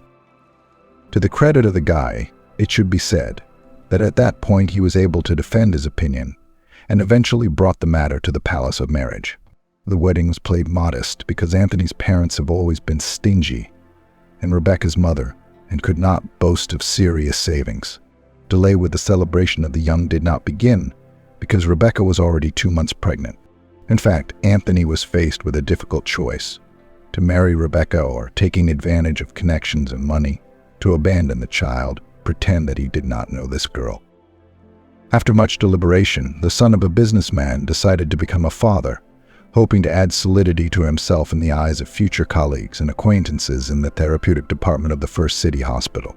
Rebecca could only rely on herself. After barely passing the internship, she was forced to go on maternity leave for 3 long years, which seemed like an eternity to her. During this time, Naomi's mother-in-law did everything to make her daughter-in-law's life simply unbearable. She literally tormented Rebecca at every turn, saying that she does not know how to cook and take care of the child. What is there to say? In her mother-in-law's opinion, she was a mediocre doctor, and this despite the fact that Rebecca graduated from the university with a red diploma, being one of the best graduates on the stream. But Mama's boy Anthony always relied only on Rebecca's help because he could not pass any of the exams on his own. When Hugh was 3 years old, Rebecca was able to go to work, and the first thing she did was to move out to a rented apartment, taking with her young son. Anthony had resisted this at first, as he was used to the luxury he had lived in since he was born. And Naomi and Oliver went on him for years, buying cars, expensive things, and paying for entertainment in nightclubs and restaurants. Combining a wild life with work in the clinic, Anthony quickly gained fame as a womanizer and a doctor who could not be relied on in a difficult moment. Of course, the head of the department had to put up with his presence, because thanks to Anthony's father, the clinic received new equipment. But on the other hand, it was more expensive to put up with such a thing. And so Bill realized that at one point the patronage of Father Anthony Brown will come to his detriment. Rebecca, on the other hand, worked as hard as her husband, becoming a true professional of her work. Rebecca loved patients, did everything to tormented by an insidious disease people feel much better from the first minutes of communication with her. Soon it led to the fact that at the admission to the therapy department, each of the patients sought to get to Rebecca Brown, whose treatment guaranteed healing, while her husband Anthony made one misstep after another, trying to set up the process in such a way as to shift his responsibilities to someone else. However, no matter how long it lasted, everything comes to an end. When Hugh turned 5 years old, Naomi and Oliver Brown were in serious business trouble. Of course, this threat did not arise overnight and was the result of their machinations and abuse of their power. In particular, it concerned tax evasion, which now came out sideways for the whole family. Naturally, Naomi and Oliver tried to go to court to get leniency from the inspectors. But everything turned out to be in vain. It so happened that in the end they lost everything in an instant, turning into ordinary and unremarkable people. They could no longer pay for their son's debauchery and partying, and were forced to count every cent due to new life circumstances. Rebecca took it with due understanding and even tried to help relatives who found themselves in such a difficult situation. Unfortunately, Naomi did not appreciate the heartfelt impulses of her sister-in-law and took it as a mockery. The result was a deterioration in her relationship with Anthony, a marriage that was already on the verge of collapse. Rebecca had to balance work and child rearing alone. Anthony behaved as if he had nothing to do with the issues of maintaining comfort in the family. In the last years of marriage, Rebecca's husband loved the night shift, where he shamelessly indulged in affairs with mistresses chosen from among the young nurses. At the same time, Rebecca repeatedly heard that her husband was not faithful to her.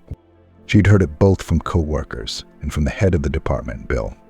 It's hard to say why she put up with it, why she hoped her husband would come to his senses. Perhaps she thought that if guilt wasn't proven, it was just empty words, nothing serious.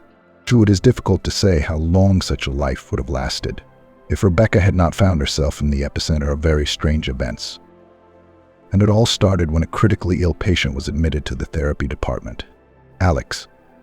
It was rumored that he was a famous businessman who for some inexplicable reason decided to undergo treatment in an ordinary city hospital. Many people didn't understand why Alex did it that way. All became clear a little later when Rebecca conducted an extensive analysis and realized the man is terminally ill, and he knew about it for a long time and did not make a tragedy out of it. And therefore, not wanting to die in the golden cage presented to him by the private clinic, he decided to be close to the people, to communicate one last time with those who lived a simple life without luxury.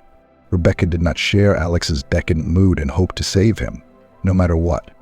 But her husband Anthony immediately saw this as an opportunity for personal enrichment. For this very reason, the son of bankrupt parents began to hover around the businessman like a snake, squeezing rings around an unsuspecting rabbit. Telling Alex about his father, Anthony said that he was very sorry for what had happened and dreamed of helping his parents to regain their former positions in business. Alex listened in silence, only occasionally giving caustic remarks or advice. Of course, he knew Brown's story, knowing perfectly well that the couple received their punishment, not just for nothing, but for a cause. After all, if you want to deceive your own people, then be prepared that one day you will have to bear a just punishment for it. Alex himself never allowed such a thing. That's why his biography was cleaner than a schoolboy's notebook on the eve of September 1st. It so happened that the elderly businessman had almost no heirs left. No, of course, Alex still had 3 nephews and nieces. But Alex didn't want to leave such a huge empire to his relatives, because he understood perfectly well. After his departure, they would simply tear up everything piece by piece, leaving only a handful of crumbs on the plate in memory of a huge pie. So Rebecca didn't even think about Alex's business. She had only one goal: to cure him of his insidious disease. At one point, thanks to the efforts of a young woman doctor, the elderly businessman even went into remission, which gave him hope that he could be cured. Not that he knew. All this is self-deception, and Alex was not long. That's when the cunning businessman in a hospital gown began to groom the dying rich man, discreetly pushing the patient to include him in the list of heirs. At first, Alex was suspicious and immediately saw Anthony's words as personal gain. But then, when the disease worsened with complications, the elderly man realized that Anthony's words made sense. Alex also wanted to thank Rebecca, who was so sincere in her desire to help him that it brought tears to his eyes. Rebecca didn't take a penny from Alex, though he offered her a reward for her efforts. "No, I can't do that. I'm sorry, but I'm not taking anything from you. I'm only doing this to help you. I don't care how much money you have in your account or the size of your wallet. Believe me, I might as well treat you the same way if you were homeless," Rebecca said. "But honey, you're too young to understand a lot of things." "Well, maybe you're right. But do you need a hand? Maybe you can support my business, keep it afloat. I'm dead anyway. You realize that. Not today, so tomorrow, not in a week, so in 2 weeks. Anyway, everything comes to an end, you know," Alex objected. Rebecca looked at him with tears in her eyes, sincerely hoping that he wasn't serious. But as it turned out later, Alex was more than serious. That same day, he called a notary public to his office, who deeded the entire estate to the doctor, the therapy department, and Rebecca Brown. As it happened, she didn't find out about it until a month after the businessman had died. Rebecca had no idea that all this time, Anthony had been eagerly awaiting the visit of the notary, who was to notify him of the receipt of a huge inheritance. But when he did come, Anthony was in for a real shock. The fact was that his name was not on the list of heirs. The deceased Alex bypassed him, passing all the property to his common wife. "Well, no, I'm not happy with that. I took care of that old man, almost carried him out from under him. And he treats me like this. He's a scoundrel. Shame on him when he's dead," said Anthony, clenching his fists. The news of the inheritance came as a shock to Rebecca. She hadn't asked for anything. She didn't need the money, the firm, the business, the commerce. "Why do I need all this?" Joanna said sadly. "Well, if you have enough, don't speak for everyone." "Okay," her husband said with undisguised irritation. Not knowing what to do with her inheritance, Rebecca was at a loss as to her future. But Anthony took the matter more seriously and immediately consulted several lawyers, who offered him a plan of action. It so happened that, at their suggestion, Anthony decided to divorce Rebecca from her inheritance.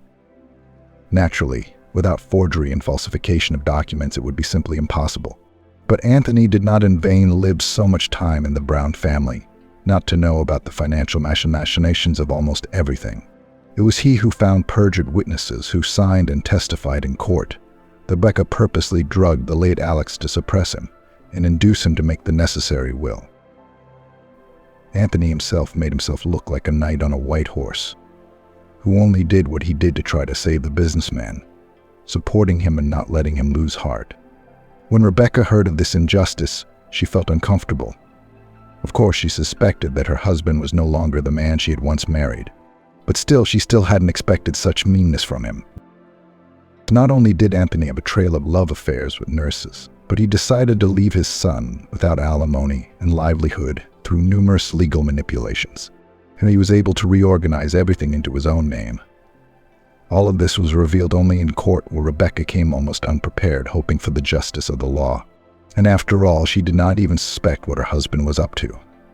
The brutal truth was so unpleasant that Rebecca ran out of the courthouse in tears, sobbing silently. Fortunately, son Hugh was at school at that moment and did not see his mother's suffering. A couple of days later, Rebecca quit her job, as she could no longer see her husband's smug face in the ward. At the same time, the superintendent asked her to take her time and think about her actions. But Rebecca didn't care anymore. Her heart and soul yearned for change, deceived, betrayed by her husband. She wanted to run away. She wanted to pack her bags right now and go nowhere.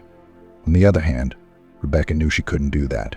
After all, she still had Hugh's baby in her arms, and for that very reason her forced escape to the countryside was postponed for some time. So Rebecca looked for a house in the village. The most frustrating thing was that Anthony did not even lift a finger to return her, or at least compensate for the cost of supporting her son. At one point, the obnoxious husband started talking about the fact that Rebecca was not pregnant by him. According to Anthony, the birth of a son was the result of an affair with someone on the side. How can you say that to me? Did you listen to your mother's delusions again? Rebecca exclaimed angrily. Anthony only grinned. What's wrong with my mother? She always speaks her mind and sees through con artists like you. You wanted to steal my inheritance. You put that old man up to it, charmed him. So he signed everything over to you. And I took care of him honestly, literally kept him in his bed, caught every word, let it sink in. And when Alex passed away, I was with him and held his hand. So I think this inheritance is rightfully mine. Rebecca looked ironically at her furious husband. I don't even want it. I don't want it for nothing. If I could get Alex back now, I'd be happy to do it. But don't forget, God sees everything, and the punishment is always proportional to the person's guilt. Anthony only grinned. At that moment, he felt himself back on the horse and knew that, with the help of the deceased's assets, he would be able to revive his parents' business, and then he would live in luxury with the money they would provide him. Rebecca, on the other hand, had quit her job and found a house in the suburbs, where she moved with Hugh and her new friends. Despite her best efforts, it was not until morning that she was able to sleep. Memories kept her awake, making her toss and turn in bed, reliving those unpleasant moments from the past. So probably, each of us at least once in our lives has experienced such a thing, when a loved one betrays and life seems cruel and unfair. But if it wasn't for taking care of her son, Rebecca might have lost heart and would not have been able to find the strength to go on living. As it was, her 8-year-old son never let her feel sad for more than a couple of hours, as he always demanded attention and love from his mom. Thomas woke up with the dawn. Carefully opening the door, he looked around and stepped outside.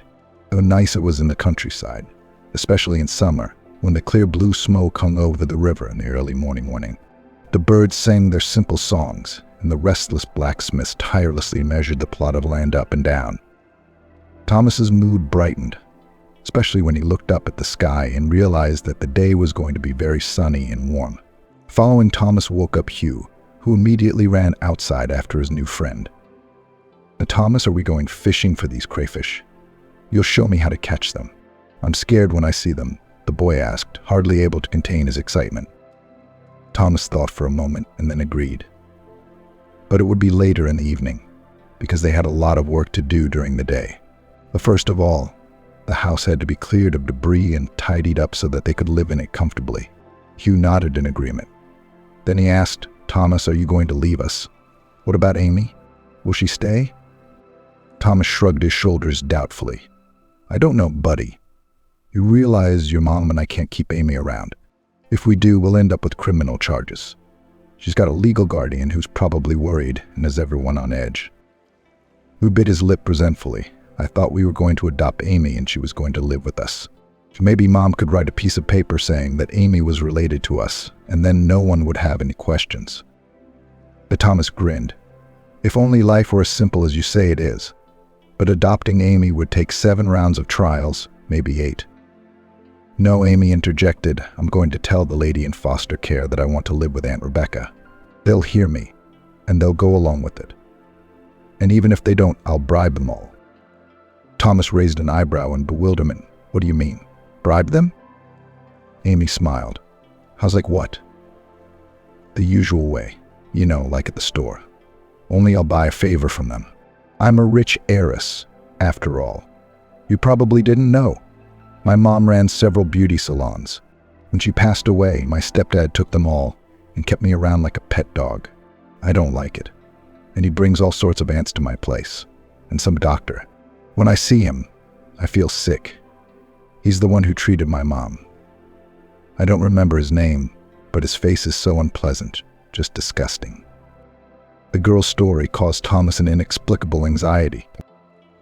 To tell the truth, he didn't think he was saving a rich heiress drowning in a boat. Only now it became clear to him why her stepfather was so worried about her and would not let her go. Amy is the key to his late wife's wealth. Thomas was pulled out of his sad thoughts by the sound of an approaching car engine. He turned around and saw a huge SUV driving slowly down the street, kicking up dust like a caravan traveling through the vast desert. Oh, that's my stepfather, Amy exclaimed and immediately ran into the house. Thomas looked at her, realizing that he would hardly be able to escape. It's good for Amy, she's small, you can't see her from behind the hedge. And Thomas, nearly 6 feet. Soon he noticed that the SUV had pulled up next to their house and stopped at the gate. Thomas visibly tensed as 2 men got out of the vehicle. The passenger, however, remained standing by the car. The driver came close to the fence and looked at Thomas carefully. "Hey man, have you seen a girl?" "A little girl, about 5 or 6 years old. She's fast, she's a real chatterbox. Name's Amy." "No, I haven't," Thomas lied, glancing furtively at the door of the house, where the girl's profile was easily visible through the slit. "I'd only just moved in with my wife." The stepfather squinted at Thomas. His eyes showed he didn't believe a word he said. At that moment, the front door swung open and Rebecca appeared on the doorstep. Guessing what was going on, she decided to play along and put her arm around Thomas's shoulders. "Oh, who's here to see us?" Thomas breathed out a sigh of relief. "There's a man looking for his daughter. His name is Amy. Have you seen her?" So Rebecca had a look of genuine amazement on her face. "No, I haven't. Where would she be? It's so remote." At that moment, the figure of a second man separated from the SUV, who came closer and exclaimed, "Who do I see? Rebecca, is that you? So this is your new husband. You don't value yourself at all. So you hooked up with a tramp. Tell me, can't you think of anything better to do?" Rebecca looked up and met her ex-husband's eyes. Ironically, it was Anthony who turned out to be the very friend of Amy's stepfather who had once treated her late mother. "Anthony, what are you doing here?" Rebecca tried to pull herself together. He grinned. "What am I doing here? Yes, the girl is. What else could I be doing? She ran away. They say they saw her by the river. We went downstream. We found an overturned boat. And her bow, the yellow one. So we figured she'd gone to this village. She's got, mental problems. I'm planning to put her on the registry." Rebecca looked angrily at her ex-husband. "What kind of a registry? What are you talking about? Come down to earth. What right do you have to mess with that girl? You're a therapist, not a pediatrician, and especially not a psychologist." Anthony's eyes lit up with anger. "Why does it bother you so much? Actually, it's my business. And I'll decide what I do and how I do it. You already had your chance to prove yourself. Only you blew it. You were wondering if you should inherit or not. I could use anything. You see, life is like that. It doesn't like weaklings and only respects strength. All right, Anthony, let's go." "There's nothing to talk to these losers," said the girl's stepfather in a tired voice and got behind the wheel. Anthony spit under his feet and followed his friend's suggestion, returning to the SUV. Soon they were on their way, leaving behind a cloud of exhaust mixed with dust from the huge wheels. "Thank you, Aunt Rebecca." "Uncle Thomas, you saved me," little Amy said from behind the door.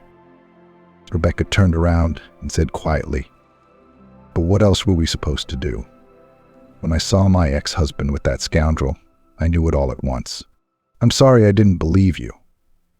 If I lived with a con man like Matthew, I'd probably run away and swim across the river myself. I think we should go to the police. I've seen it on TV, but it was in a TV show, but they always call the police in such cases." "We'll sort it out," said Hugh. Rebecca smiled, exchanging a meaningful glance with Thomas. "You're right, but we'll have to go to the police with Amy. We can't do it without her.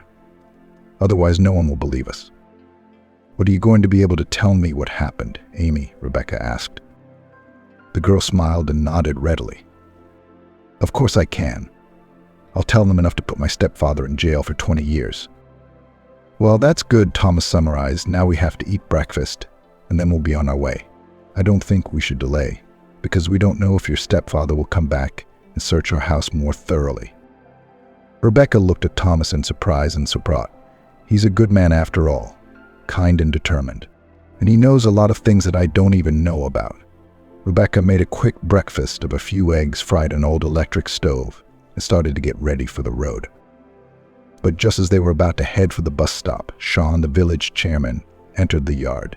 When he saw Rebecca and her family, he raised an eyebrow in surprise. "What are you doing here, Harper? I thought it was just you and your son, but you have a whole family. Why didn't you say so in the first place? I would have found another house, a bigger one." Rebecca was confused for a moment, not knowing what to say. Luckily, Thomas came to the rescue.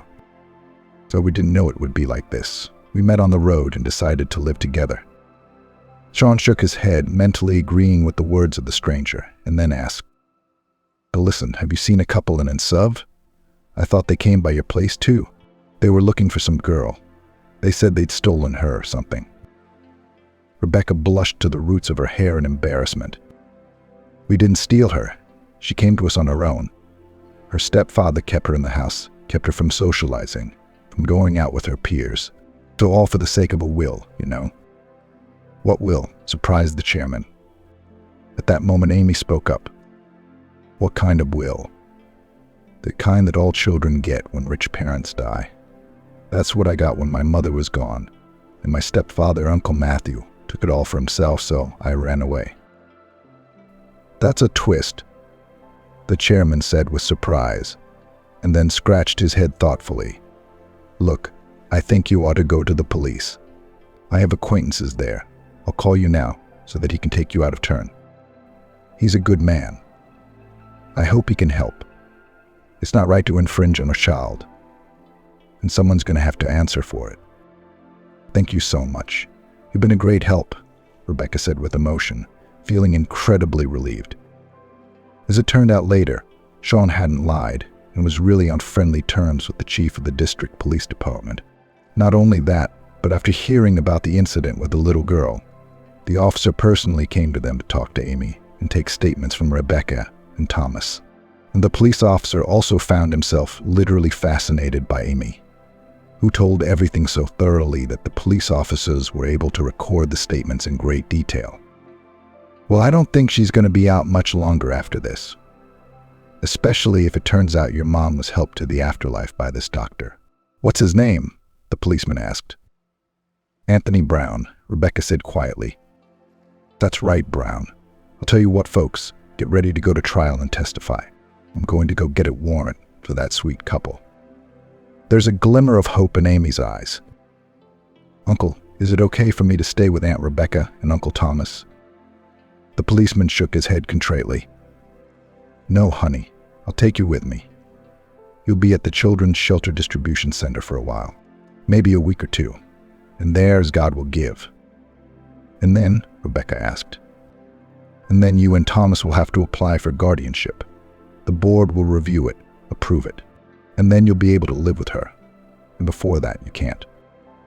There were tears in the little girl's eyes. Rebecca came closer and hugged her. "Don't cry. I will definitely take you away. I promise. And Hugh wants you too. And Thomas. You just bear with me for a little while, okay? And don't run away." Amy looked hopefully at Rebecca. "Really? Are you really going to take me?" "Of course we will," Thomas said with a smile. "Of course we will. Even I promise you that," Hugh shouted after him. The week flew by, and Rebecca couldn't think about anything else but the upcoming trial with Anthony's ex-husband and Amy's stepfather, Matthew. Fortunately, this time a couple of crooks were not helped even by expensive lawyers who were powerless before the testimony of a little girl, Amy. To the surprise of the judge, the little girl told everything in detail, pointing at the end of the finger at the two scoundrels.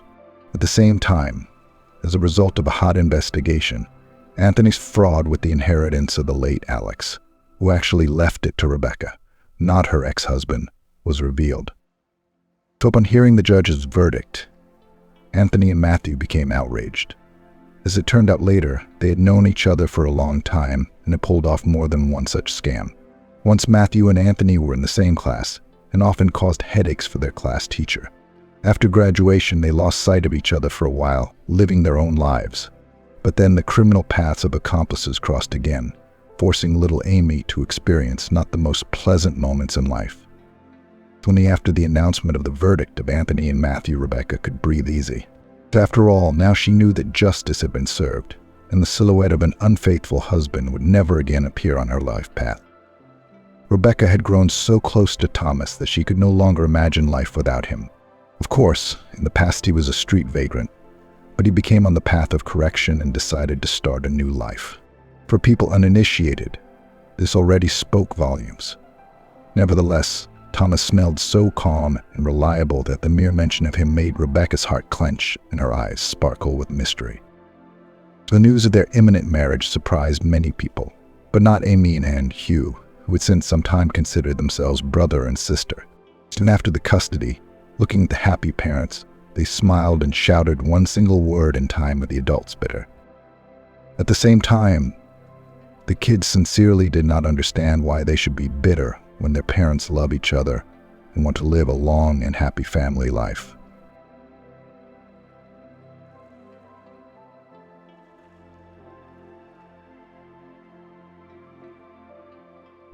A pregnant taxi driver gave a fortune teller a lift to an abandoned house, and as soon as she unfolded the note, Angelina cheerfully ran down the steps of the polyclinic and practically jumped up and down the pavement towards the house. Passers-by looked in surprise at the running girl, who shone and charged the surrounding people with positivity. They, of course, did not understand the reason for the great joy, but just smiled looking at her. And there was a lot to be happy about. Angelina was pregnant. She had been dating Jonathan for almost 2 years and had been waiting for him to propose. But her lover kept putting it off and putting it off. But now they will definitely get married. On the way home, Angelina ran into the shop, bought groceries to prepare a festive dinner, and during it to tell her beloved the amazing news. Angelina rented a room in a flat from a very nice elderly woman. They often had tea together in the evenings. Kimberly talked about her life, sometimes giving advice not obsessively, but kindly and from the heart. When Angelina had first invited Jonathan to her flat, with the landlady's permission, Kimberly had told him after he left that he was no match for Angelina. "He's not a serious young man," Kimberly said. "You can't build a strong relationship with him. You'll see, he'll prove himself. You'll remember what I said." But time passed, the relationship developed, and Jonathan never showed any bad behavior. Angelina calmed down and decided that Kimberly had made a mistake. Angelina flew into the flat. "Kimberly, I'm home," she announced happily, so loudly that the neighbors 1 floor below and 1 floor above must have heard her. "Oh my God, you're glowing." Kimberly smiled, looking at her tenant. "Did they give you a bonus, or did you win the lottery?" Kimberly asked. No, I'd rather tell you now." "Are you going to be happy too?" Angelina replied excitedly. "You just calm down first and then you'll tell me." "I can't calm down. I can't. I'm the happiest person in the world." Angelina rejoiced. "Sit down, and I'll tell you all about it," she said. Kimberly looked at Angelina with slight impatience. She was a bit curious and couldn't stand secrets, so Angelina began to speak. "I was at the antenatal clinic today." She paused meaningfully and added, "I'm pregnant. Can you imagine I'm going to have a baby?" Kimberly looked at Angelina in surprise. "Aren't you excited?" she asked, a little upset. "No, why would I be excited? A child for a woman is happiness and the meaning of life."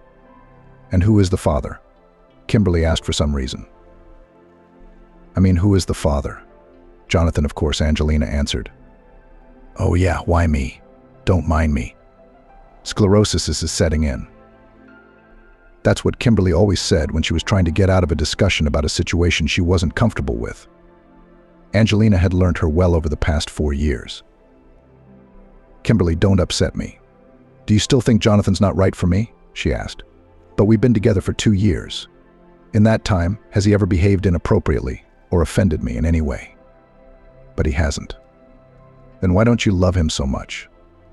Angelina asked the woman almost in tears. "I'm sorry, baby. I did not want to spoil your mood, but I do not like your chosen one, and all here. I don't have anything to pick on, but my gut tells me he's no good," Kimberly said. "When we marry him, we'll see what you have to say," Angelina retorted resentfully. God willing," Kimberly said cryptically and went to her room. Angelina's mood was frayed. She went to the kitchen, unpacked the bags, and confidently dialed her lover's number. "Jonathan, are you going to be at work much longer today?" she asked. "I don't know yet." "What is it?" Jonathan asked. "I have something very important to do tonight," Angelina answered. "Try to be home by 7. Angelina said. "I will. What is it?" Jonathan asked. But Angelina did not give any concrete answer, of course. She said that she would give all the details in the evening. Usually, when there was a celebration, Angelina always invited Kimberly to the table. But tonight she asked her grandmother to have dinner in her room.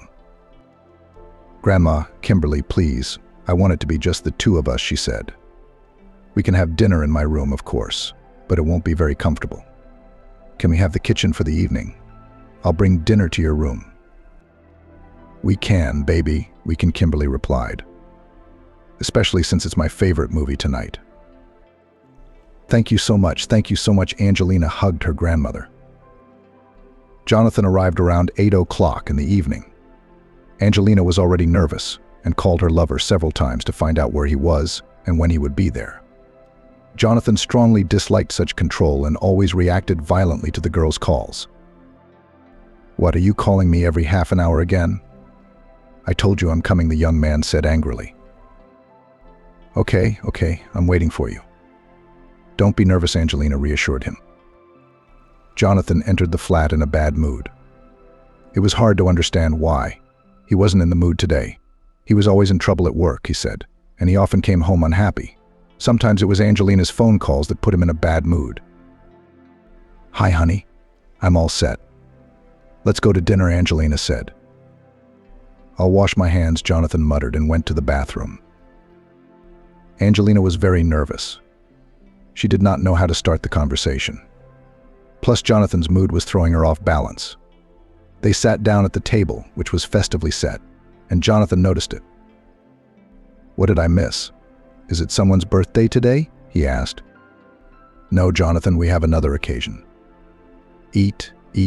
We'll talk later," Angelina said. "Tell me what happened." "I hate your secrets," Jonathan grumbled. His mood had not improved, even after the delicious dinner. Angelina tensed. Maybe I shouldn't tell him now. Why not? On the contrary, he'll be happy and cheer up, she thought. "Jonathan, I went to the hospital today," Angelina said. "Are you ill?" Jonathan interrupted her. "Not really. Not at all," Angelina answered. She paused for a moment and added confidently, "We are going to have a child." Angelina waited for him to take her in his arms like in the cinema, kissing her and wrapping her in his arms. But Jonathan sat motionless and stared at Angelina. "I'm sorry, what did you say?" he asked, barely audibly. "I said we're going to have a baby." "I went to the antenatal clinic today and the doctor confirmed the pregnancy," Angelina repeated. Tears came to her eyes. She was very offended by this reaction of her beloved. The worst thing was that he was silent and did not comment on what she had heard. "Would you please say something?" I asked the girl. "What do you want me to say?" Jonathan asked. "I don't know, for example, that you are happy too."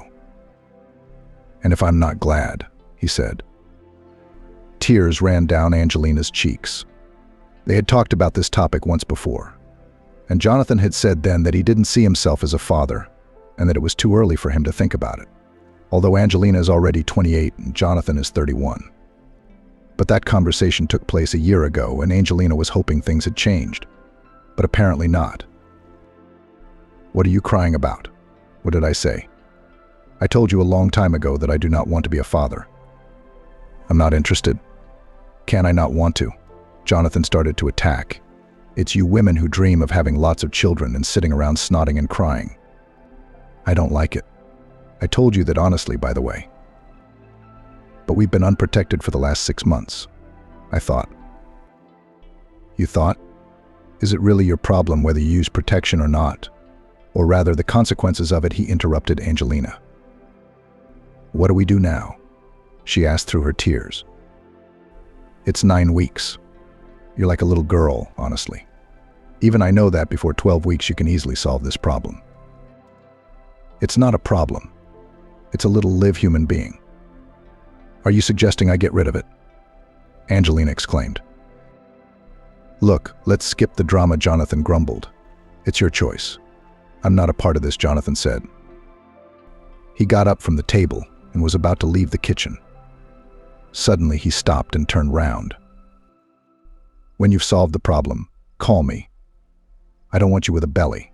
Sorry to be frank, but honest," he said, and walked out of the flat, slamming the door loudly. Angelina sat in the kitchen. Her world had crumbled. In an instant, all dreams and plans had been destroyed by some 20-minute conversation. She had been so hopeful that a bright streak was beginning in her life. But alas, apparently being happy was not her lot. Angelina got up from the table, looked out the window, and decided it wasn't too late to go for a walk. She took her jumper and walked confidently out of the flat. There was a small park near the house, and Kimberly sometimes walked through it before going to bed. But today the girl went for a walk alone and really wanted to be alone with her thoughts.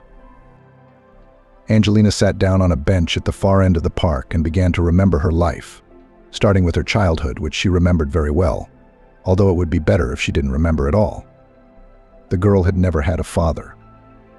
Or rather, he was somewhere, of course, but Angelina had never seen or known him. How many times she tried to find out from her mother, but she stubbornly withheld information about him. She and her mother lived alone. To say that they lived poorly, nothing to say. Her mother worked 2 jobs, but still not enough money.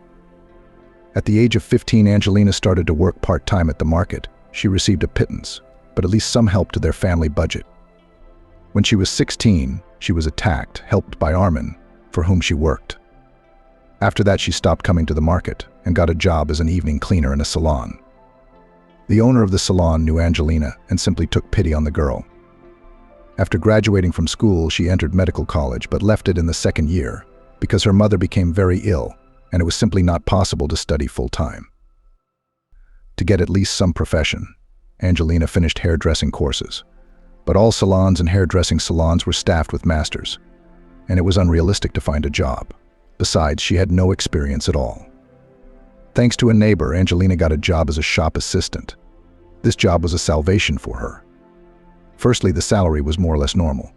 Secondly, the shop was in their house, and if necessary, the girl could always run home to her mother. Angelina had a friend, Molly, the only person close to her. The only one, because her mother always kept Angelina at a distance.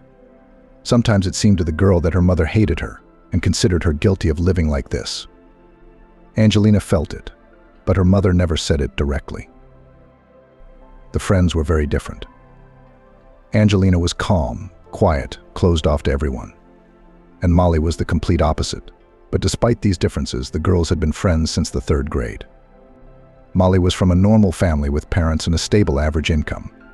Sometimes she gave her friend her things, bought some food, sweets, and even taught Angelina to drive a car when the girls were already 19. Look, anything can come in handy in life. How hard is it for you to learn how to do that? How do you know what life has in store for you? What if you marry a millionaire? He gives you a car and you can't drive. What would you do? Molly smiled. Would you make one for yourself? What millionaire? Where would he come from? Replied Angelina. Well, I don't know. It happens in the cinema. That's in the cinema. I don't believe in such things in life. It doesn't happen like that. Well, we'll see. After a while, Angelina took a course and got her driving license. Molly made her do it. 6 months later, Angelina's mom died of cancer. The girl was left all alone. Except for her friend, she had no one. Angelina changed her job and began to live in hope for the future. She got a job in a private firm and worked as a courier. She was even given a car to use. So 3 years passed. One evening, when Angelina was returning from work, she received a phone call from Molly, who asked her to visit her. It was a matter of some urgency. Okay, I'll be at your place in half an hour, Angelina agreed. Molly met her friend in a very emotional state. Oh my God, what happened? Angelina was terrified. I'm going to tell you something. You'll just fall down, she began to intrigue her friend. I wouldn't like that, Angelina smiled. Tell me what you want to know. Do you remember Thomas from the parallel class? Thomas who? Thomas Jones. I remember him in general terms. What does he look like? Of course I remember. but I never had much contact with him. What happened to him? Nothing exactly happened to him. Molly was too emotional, jumping from one thought to another. Anyway, I met him by chance recently, and he suggested that I go to Italy with him for 3 years. It's just a quick sham marriage. What do you need to arrange? Angelina was surprised. Why would you do that? And why did he suggest you? Calm down and explain. I don't understand. Oh, what don't you understand? He always had a soft spot for me at school, tried to court me, but I wasn't really attracted to him. I didn't like him. And now I've met him. He's so handsome now, he's so cute. We sat in a cafe, reminisced about school and stuff. And when he walked me home, he proposed to me. I still don't get it. Why would you do that? What does he want? Let him go to his internship. Really? It's Italy. When will I ever have a chance to live in Italy at the expense of some company he works for? They pay for everything, traveling and accommodation. What's wrong with you? It's great 3 years in a foreign, but so beautiful country at someone else's expense. And you'll just get high, Molly continued. It's like a jackpot.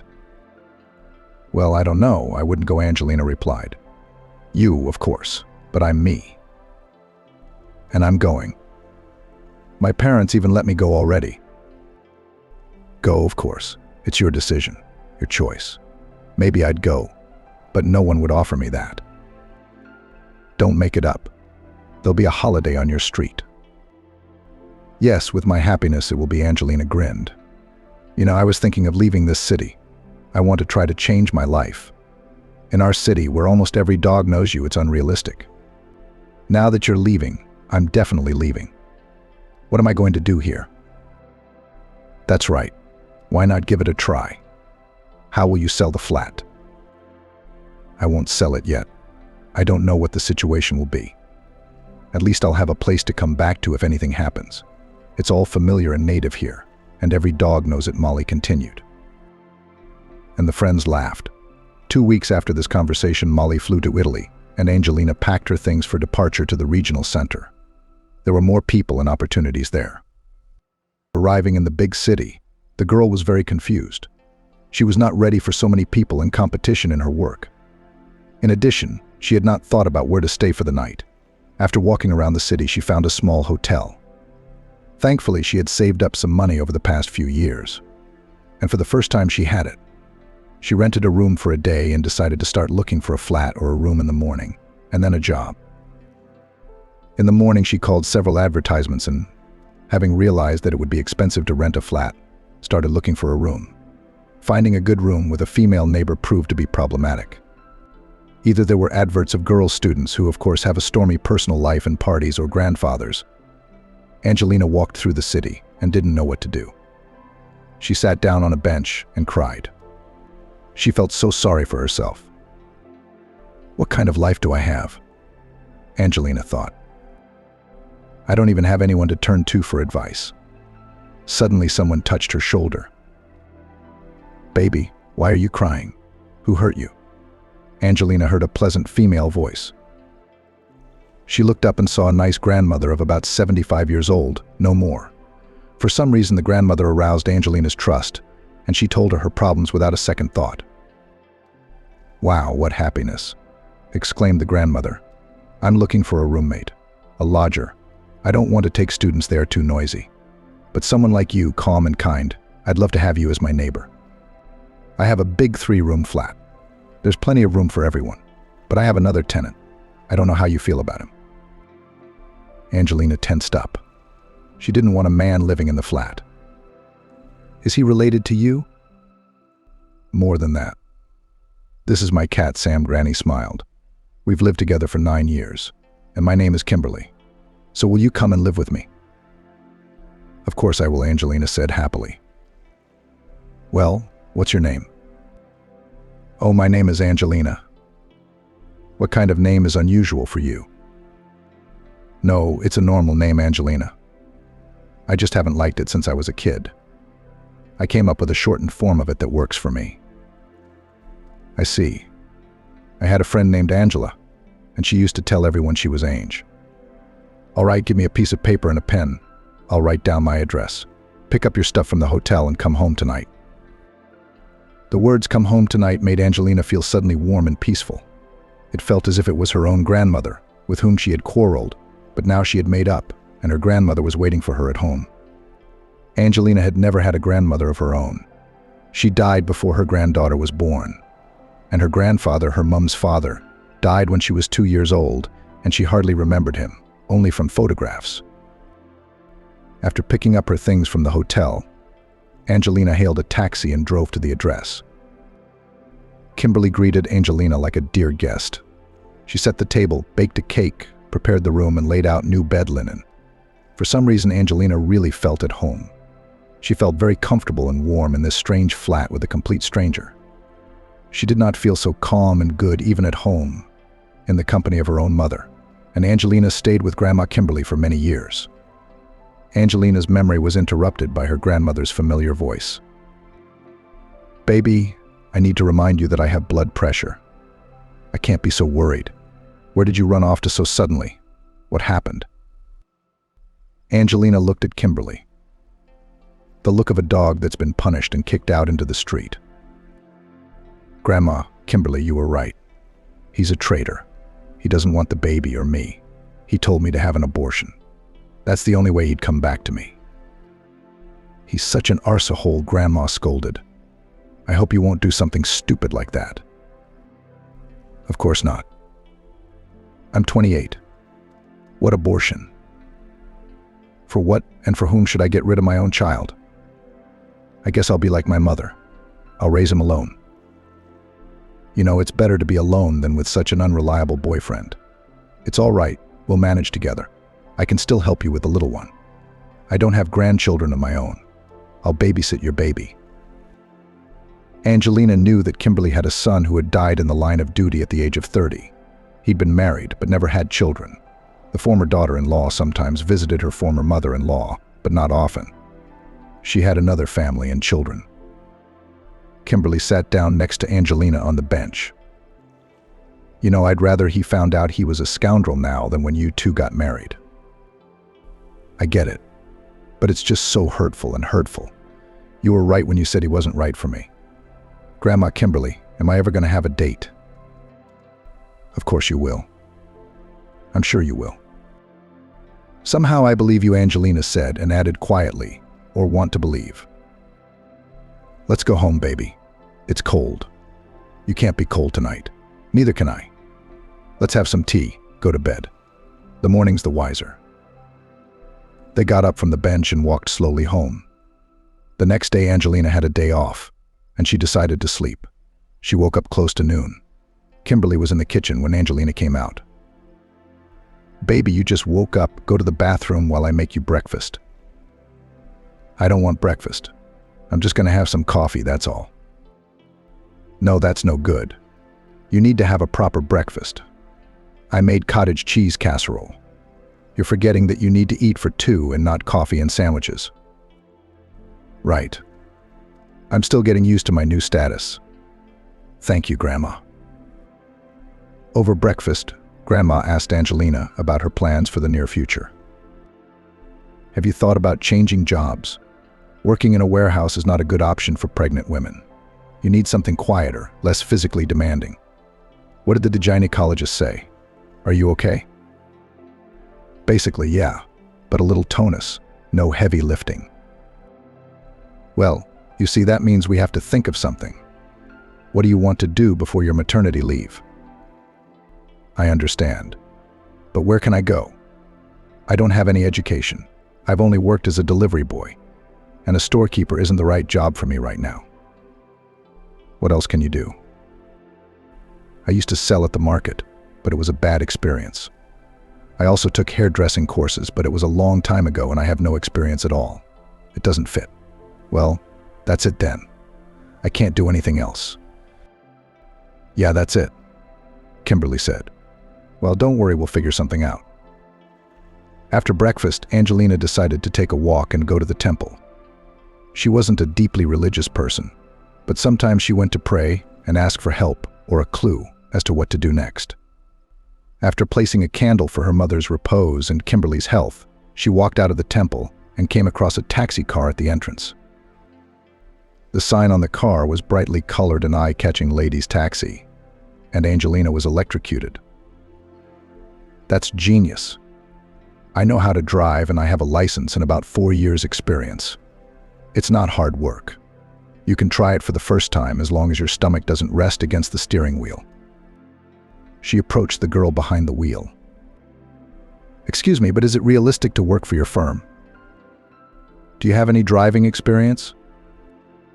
Yes, almost 4 years. Can you prove it? Yes, I have a record in my employment record. Then no problem. And the girl handed Angelina a business card. Call the bottom phone number and tell them you're interested in the driver's position. We're just recruiting a team. Thank you very much. Angelina was delighted. She stepped aside and dialed the right number. A pleasant female voice confirmed that there was a vacancy and gave Angelina an appointment with the manager for tomorrow at 10. Satisfied, Angelina immediately ran home to share the news with Kimberly. Kimberly wasn't too happy about this venture, as the job of a driver only seems easy. It's actually a lot of strain on the lower back, which is not good for a pregnant woman. I'm not going to work until I'm 9 months pregnant, but at least 4 or 5 months so I can save up some money. I've been saving all this time, of course, but soon I'll have to start spending it, because things will be small and then there will be nothing left. And I'll have to live with a little baby on my hands, Angelina argued. Kimberly agreed. The taxi interview was successful and Angelina was hired. The girl was happy. The first shift in her new role was scheduled for tomorrow. Angelina was very nervous on the first day. She wanted to be very polite and wished all the passengers a good day, good luck, or a pleasant evening. Someone left a tip, someone looked surprised, but there was no negativity. And that pleased Angelina most of all. A month went by like that. Then another. Angelina's stomach began to round out. Angelina's stomach began to round, and she was worried that her bosses would notice and fire her. And she loved her job as a taxi driver. This morning, Angelina had a strange mood or feeling. She didn't understand. It was as if something was going to happen. She told Kimberly about it. She smiled in return. You're just becoming a mum. It's normal for a mum. Don't worry, everything will be fine, she reassured Angelina. But the uneasy feeling didn't leave Angelina. And then there's this weird order. They gave me to pick up a client from one address and take him to a distant neighborhood where taxi drivers didn't like to go because it was considered to be dysfunctional and criminal. Maybe it's this order that's giving me this feeling. Angelina worried as she drove up to the address. A woman approached the car and opened the front door. Angelina didn't like it when passengers sat next to her. She was a little uncomfortable, but the girl could not say anything. The customer was always right. The woman looked quite strange. A long dress, a hoodie of some strange color, strange bracelets on her hands and beads on her neck. Lots of rings on her fingers. She looked a bit like a gypsy, but it was clearly not a representative of this ethnic group. Good afternoon. The woman said hello.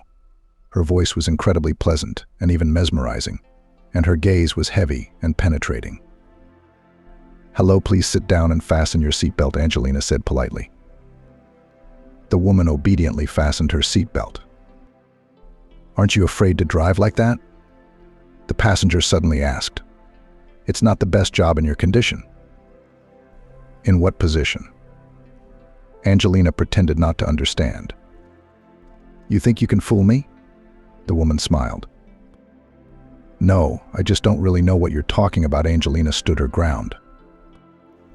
Well, why are we ashamed of our name? Do you think it's worse than the others?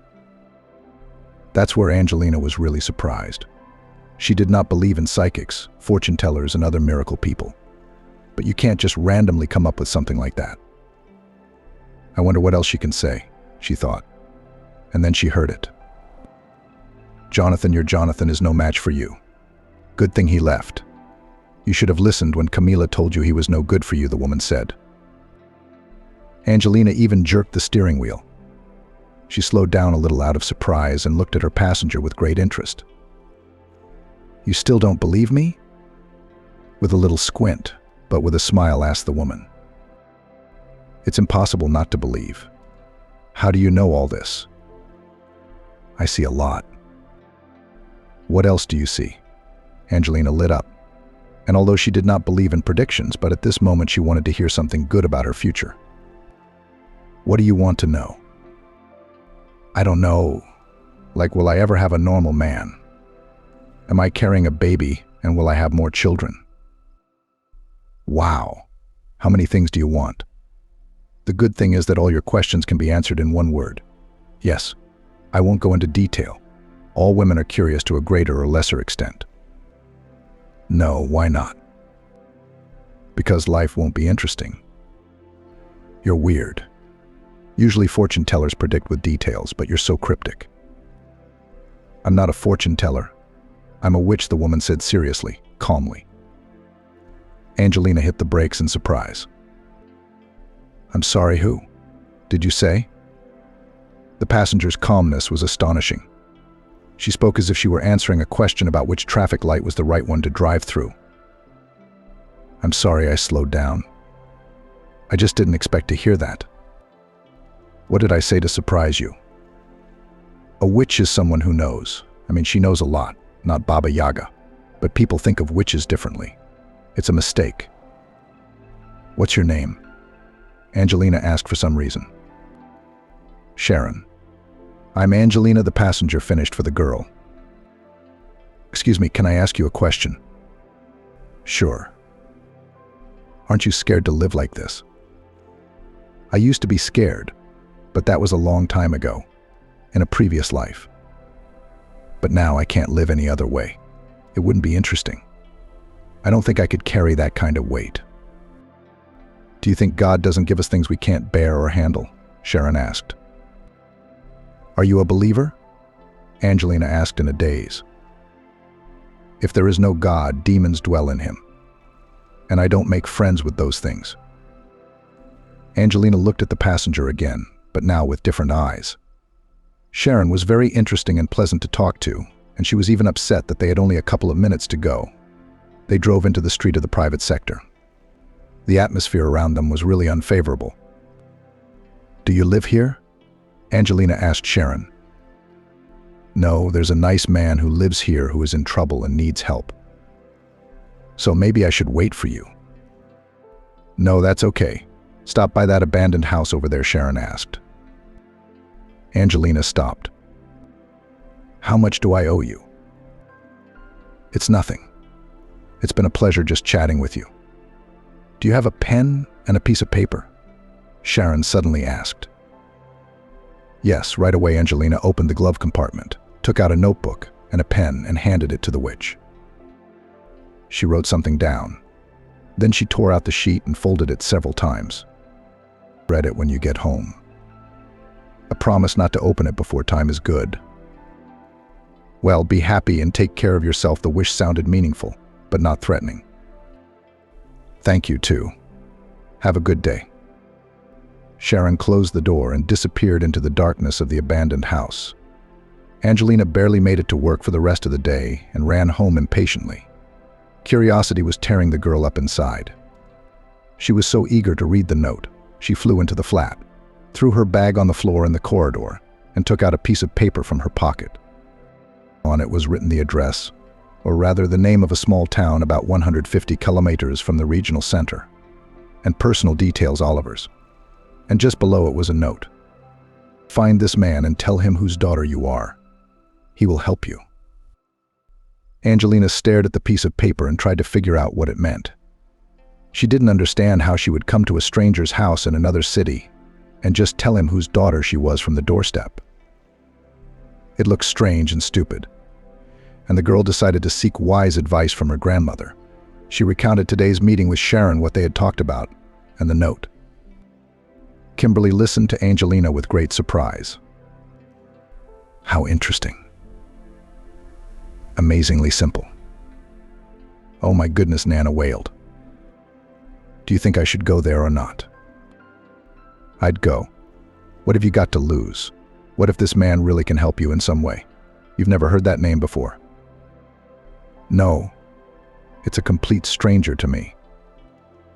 You can look up a person's last name on the internet. Kimberly suddenly realized. Yeah, how did I not realize that? I mean, you can type in the city. See if it comes up with something. I'm having trouble with the age thing, though. I don't know how old a person is. Angelina took the laptop, opened the search engine and typed in the city, surname, first name, and patronymic. She was immediately stunned. There was only one person in this town with that information, Kimberly's grandmother. Look who it was. She unfolded the laptop and showed her grandmother a picture of Oliver with his job title. He was the mayor of this very town. What a twist. Kimberly stretched out in surprise. How are you going to get to him? That's a good question. But why? Well, that's a problem. That's a problem. Do you want me to come with you? Grandma offered. Oh no, with your legs you'll only go to other cities to get mayors. I'll manage on my own somehow. I have the day after tomorrow off, so I'll go. The next day in the evening, lying in bed, Angelina tuned herself for the trip and tried with all her might to understand who this man was and how he could help her. She had no idea how she would get to see him and how she would tell him whose daughter she was. She ran through different scenarios in her head and laughed herself out of it. Hello, I'm Angelina, my mom is Camila. Oh, why aren't you excited? That's rubbish. Maybe we shouldn't go anywhere at all. Angelina asked herself a question.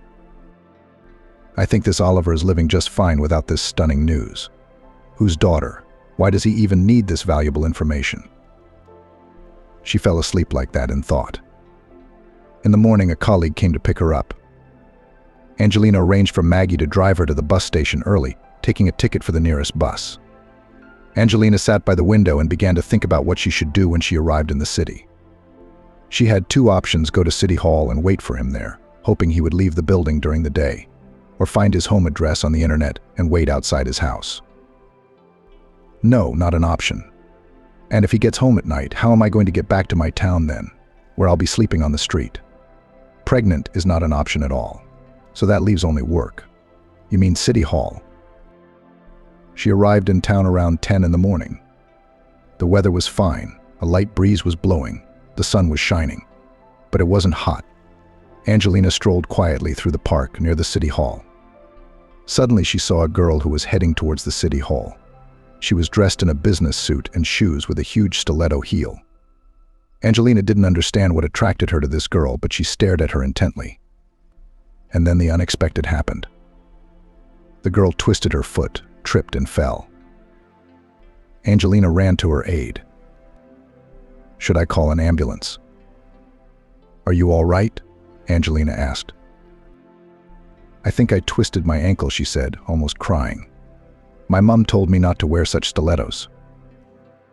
Let me call an ambulance, Angelina insisted. No, I really don't need one. Can you help me waddle to the office? I work at the town hall. Sure, Angelina was glad to be able to get inside the building. They walked slowly to the entrance. The guard, seeing the girl, also offered to call an ambulance, but Chloe, as the name of the fallen, flatly refused. They went up to the first floor and approached the mayor's reception area. We're here. Thank you so much, Chloe thanked her savior. How can I thank you? Maybe coffee or tea? And Angelina realized that this was her chance. No, thank you. No coffee or tea. But I really need some help. I really need to get a few minutes with Oliver. I'm traveling from out of town to give him some important information. But he's a complicated man. He's a difficult man to get to. Can you help me? Angelina folded her hands in a prayer gesture and made pleading eyes. No problem, somehow too quickly agreed Chloe. Why does he accept everyone? You don't know. Our mayor is a unique leader. He is much talked about not only in our city. He has no record of personal issues. If he's in his office and he's not busy, it's easy to get an audience with him. Wow. This is the first time I've ever seen such a thing. Angelina was genuinely surprised. Yes, many people are surprised. So your request is not a problem. You would have got to see him anyway. How about some tea? Especially since Oliver's not here yet. All right, Fine. Let's have tea.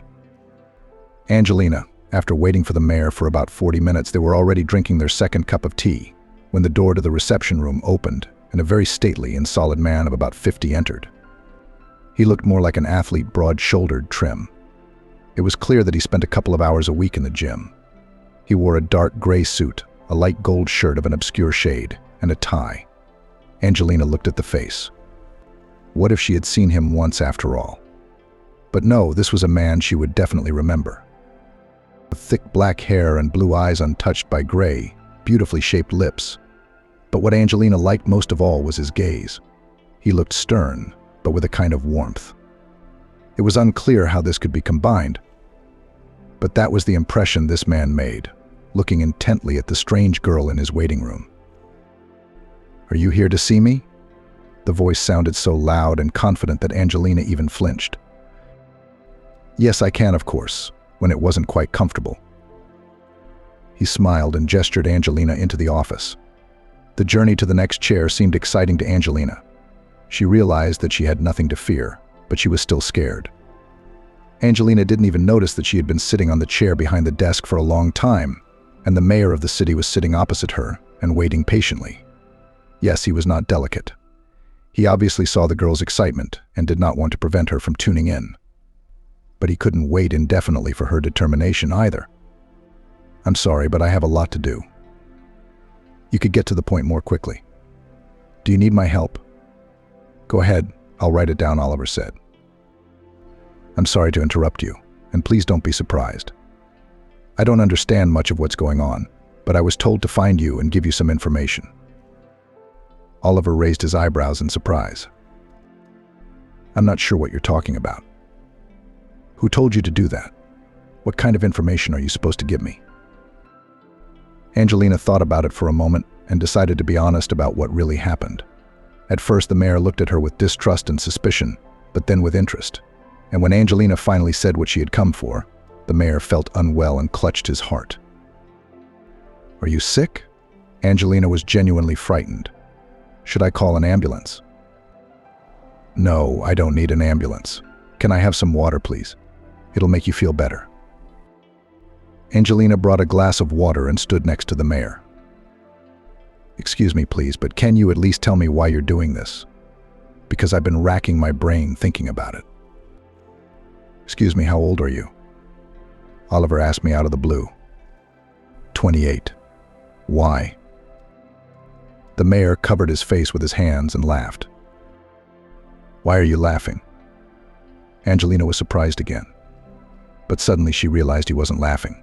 "Crying? Oh, what are you doing? What did I say? Don't cry, please. Oh my God, what a load of rubbish, honestly. If I had known that I would bring this respectable uncle to tears, I wouldn't have come here at all," she thought. The mayor calmed down a little and looked at Angelina with a different look, as if he were studying her. "Can you explain anything to me?" "I don't understand anything Oliver said." Angelina added, "I can't worry, I'm pregnant." "I can't worry, I'm pregnant." Oliver stood up and hovered over Angelina. Hovering because Angelina was 168 centimeters tall and the mayor was clearly over 185. "Your name is Angelina. That's a beautiful name. You're pregnant. Do you have a husband? When your mom died, was she ill or sudden death? Where did you live? How was your childhood? Was mom married? Is your grandfather still alive?" The questions came one after another. Oliver addressed the girl as you or you. It was obvious that he was very worried. "Oh my God, I have a daughter. I can't believe it. And I have a grandchild on the way," he said. Angelina went numb. "Father? That's my father? It can't be," she thought. The girl didn't know how to react. On the one hand, she now had a family man. On the other, he had betrayed her many years ago when he abandoned her mother. But Angelina, unlike many women, was not impulsive and always guided by logic and common sense. Therefore, she decided to first listen to her father's version of her birth, and then decide whether to communicate with him or not, though it was clear from his reaction that he was delighted with the news. "Excuse me, if you're so happy, Why did you leave my mother when you found out she was pregnant? Angelina asked. This question was particularly painful considering that she had also been abandoned recently when she found out she was pregnant. I didn't abandon your mum. What's more, I didn't even know she was pregnant. If you give me a chance, I'll tell you everything and explain everything, Oliver replied. Of course, I'd really like to hear from you what happened all those years ago and why you broke up. No matter how many times I asked my mother about you, she never told me anything, Angelina said. Then you tell me. Oliver walked to the door and turned to the secretary. Chloe, I'm not here for anyone today. Then he returned to the table and sat down opposite Angelina, as if deciding where to begin his story. I met Camilla 29 years ago at a holiday resort. I had just graduated from university, and my parents gave me a trip to the sea. Camilla was on holiday with her parents. I noticed her on the beach, but did not dare to approach her, as I saw that she was with her parents. In the evening, she came to the dance without an escort. So I asked her to dance. We got to know each other, got to talking. It turned out that we have a lot of common themes and interests, and we went for a walk to the night sea. We parted in the morning. We didn't have anything, we just sat on the beach and talked. But when she went back to her room, I realized I was in love. I'd never felt like that before. Your mum was a very beautiful woman. Not just outwardly, but probably more beautiful in spirit. She had an incredible inner world. She sounded like she was singing. It's impossible not to fall in love with such a woman.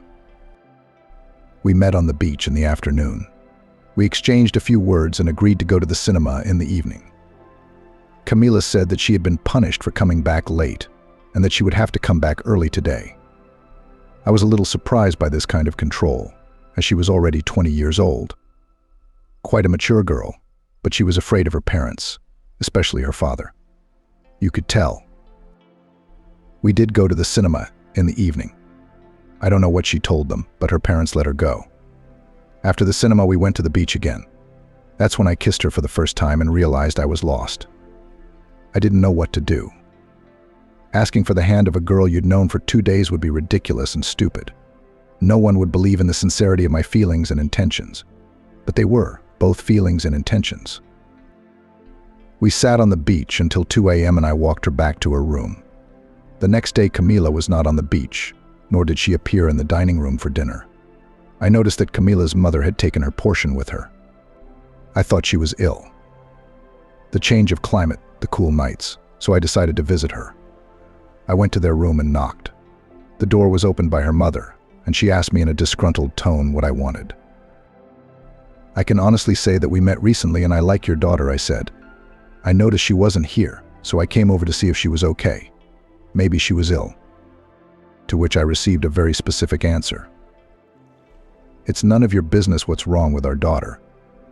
The frown and other young ladies young man did not raise for you. One slammed the door in your face. I wasn't prepared for that attitude. I'll be honest, I was surprised by the behavior of parents, such a rigid framework in relation to an adult, which was already Camilla. 2 more days passed. Camilla finally showed up on the beach, but she was different. It was as if she'd been replaced. Even the sparkle in her eyes was gone. I had to talk to her. I got a boy about 9 years old to carefully hand her a note that said, "I'll be waiting for you tonight." Camilla arrived almost an hour late. But I would wait until morning. To be honest, I was really looking forward to this conversation and wanted to find out what was going on. Oliver, I can't explain everything to you because it's hard for a normal person to understand, she began. And you and I can never be together. Why don't you like me? I asked Camilla. I like you. I like you a lot. But my father doesn't like you. He doesn't like you very much. And I would never go against my father's wishes. Oh my God, what is this medieval stuff? I wondered. Do you really let me decide for you who you should live with and marry? I don't want to, and I won't discuss it with you, Camilla cut her off. I'm sorry, but I really can never be with you, Camilla said, crying. I could see that she was crying from resentment and despair, from this wild injustice and stupidity. I put my arm round her shoulders, and suddenly she turned her head and kissed me on the lips, really, and with such desire that I couldn't resist. And it happened. It was the first and only time. I never saw her again. In the morning, when I got to the beach, they were gone. Then I found out they'd left at dawn. Apparently as soon as Camila got back to her room, because we didn't break up until the morning. That was the story Oliver sighed. I wanted to find her. I knew her last name and the city she came from, but I didn't dare. A year or so later, I happened to be in that town, and I even found her address and went to see her. But my father opened the door and just threw me down the stairs, said he'd kill me next time. Angelina listened with bated breath. That her grandfather was strict and tough, she knew, and from her mother's words. But to be so. But that her mother had broken, that was obvious. Knowing the whole story now, Angelina understood why her mother had become so callous and rude. She felt sorry for her. But why did she do that to me, then Angelina wondered. Why, on the contrary, did she keep me away from her and behave to me as her parents did to her? She must have understood, as no one else could, how hurt and offended I was. But apparently the pressure that she has experienced all her life squeezed out of her all the good that still remained in her soul in her youth. "Are you married?" Angelina asked Oliver. "No," he answered. "I've been going through this love for a long time, trying to forget Camila. Then I went out with other girls, but it wasn't the same. Emptiness in my soul. I'm so used to being alone that I don't care anymore. But your appearance in my life is a breath of fresh air, a ray of sunshine in a dark kingdom," Oliver said. "I don't know what other epithets to use in honor of your arrival. And with a grandson, jackpot, as the young people say. I'm really glad I have you now. Tell me about yourself, please. Where do you live? What do you do? Do you have a boyfriend? I'm interested in everything." And Angelina told her father everything she remembered about her childhood, about her relationship with her mother, which could hardly be called warm, about her illness, death, about moving to another city, failed relationship with Jonathan, and about the brightest and wisest person, Kimberly. "I want you to live with me," Oliver said. "There's so much to catch up on. I can't leave Kimberly. She doesn't have anyone else but me, you know. Let's use the first name. It's not like I'm a stranger to you. As far as Kimberly's concerned, I wouldn't mind if you came with her. It's more fun that way." Angelina looked at her father in surprise. "So she's a complete stranger to you. She helped you in your time of need and supported you. So I'm grateful to her too. Well, it's settled. You're moving in with me." Angelina suddenly remembered the first time she'd met Kimberly and decided to make the same joke. "There's just one problem besides Kimberly and me. There's another mate." "Who?" "The cat." Angelina smiled. "And that's as much as you want. You can have a dog too. I have a big house. There's plenty of room for everyone. I'll have to go to my town to get my things and explain everything to Grandma. Prepare her somehow." "Sure, I understand. But let's do it this way. Tonight you'll stay at my place, and tomorrow Thomas will take you to get your things and your grandmother." "Okay," Angelina smiled. She wanted to be with her father again, to talk to her family. Oliver and Angelina left the office. The secretary looked at Angelina with interest.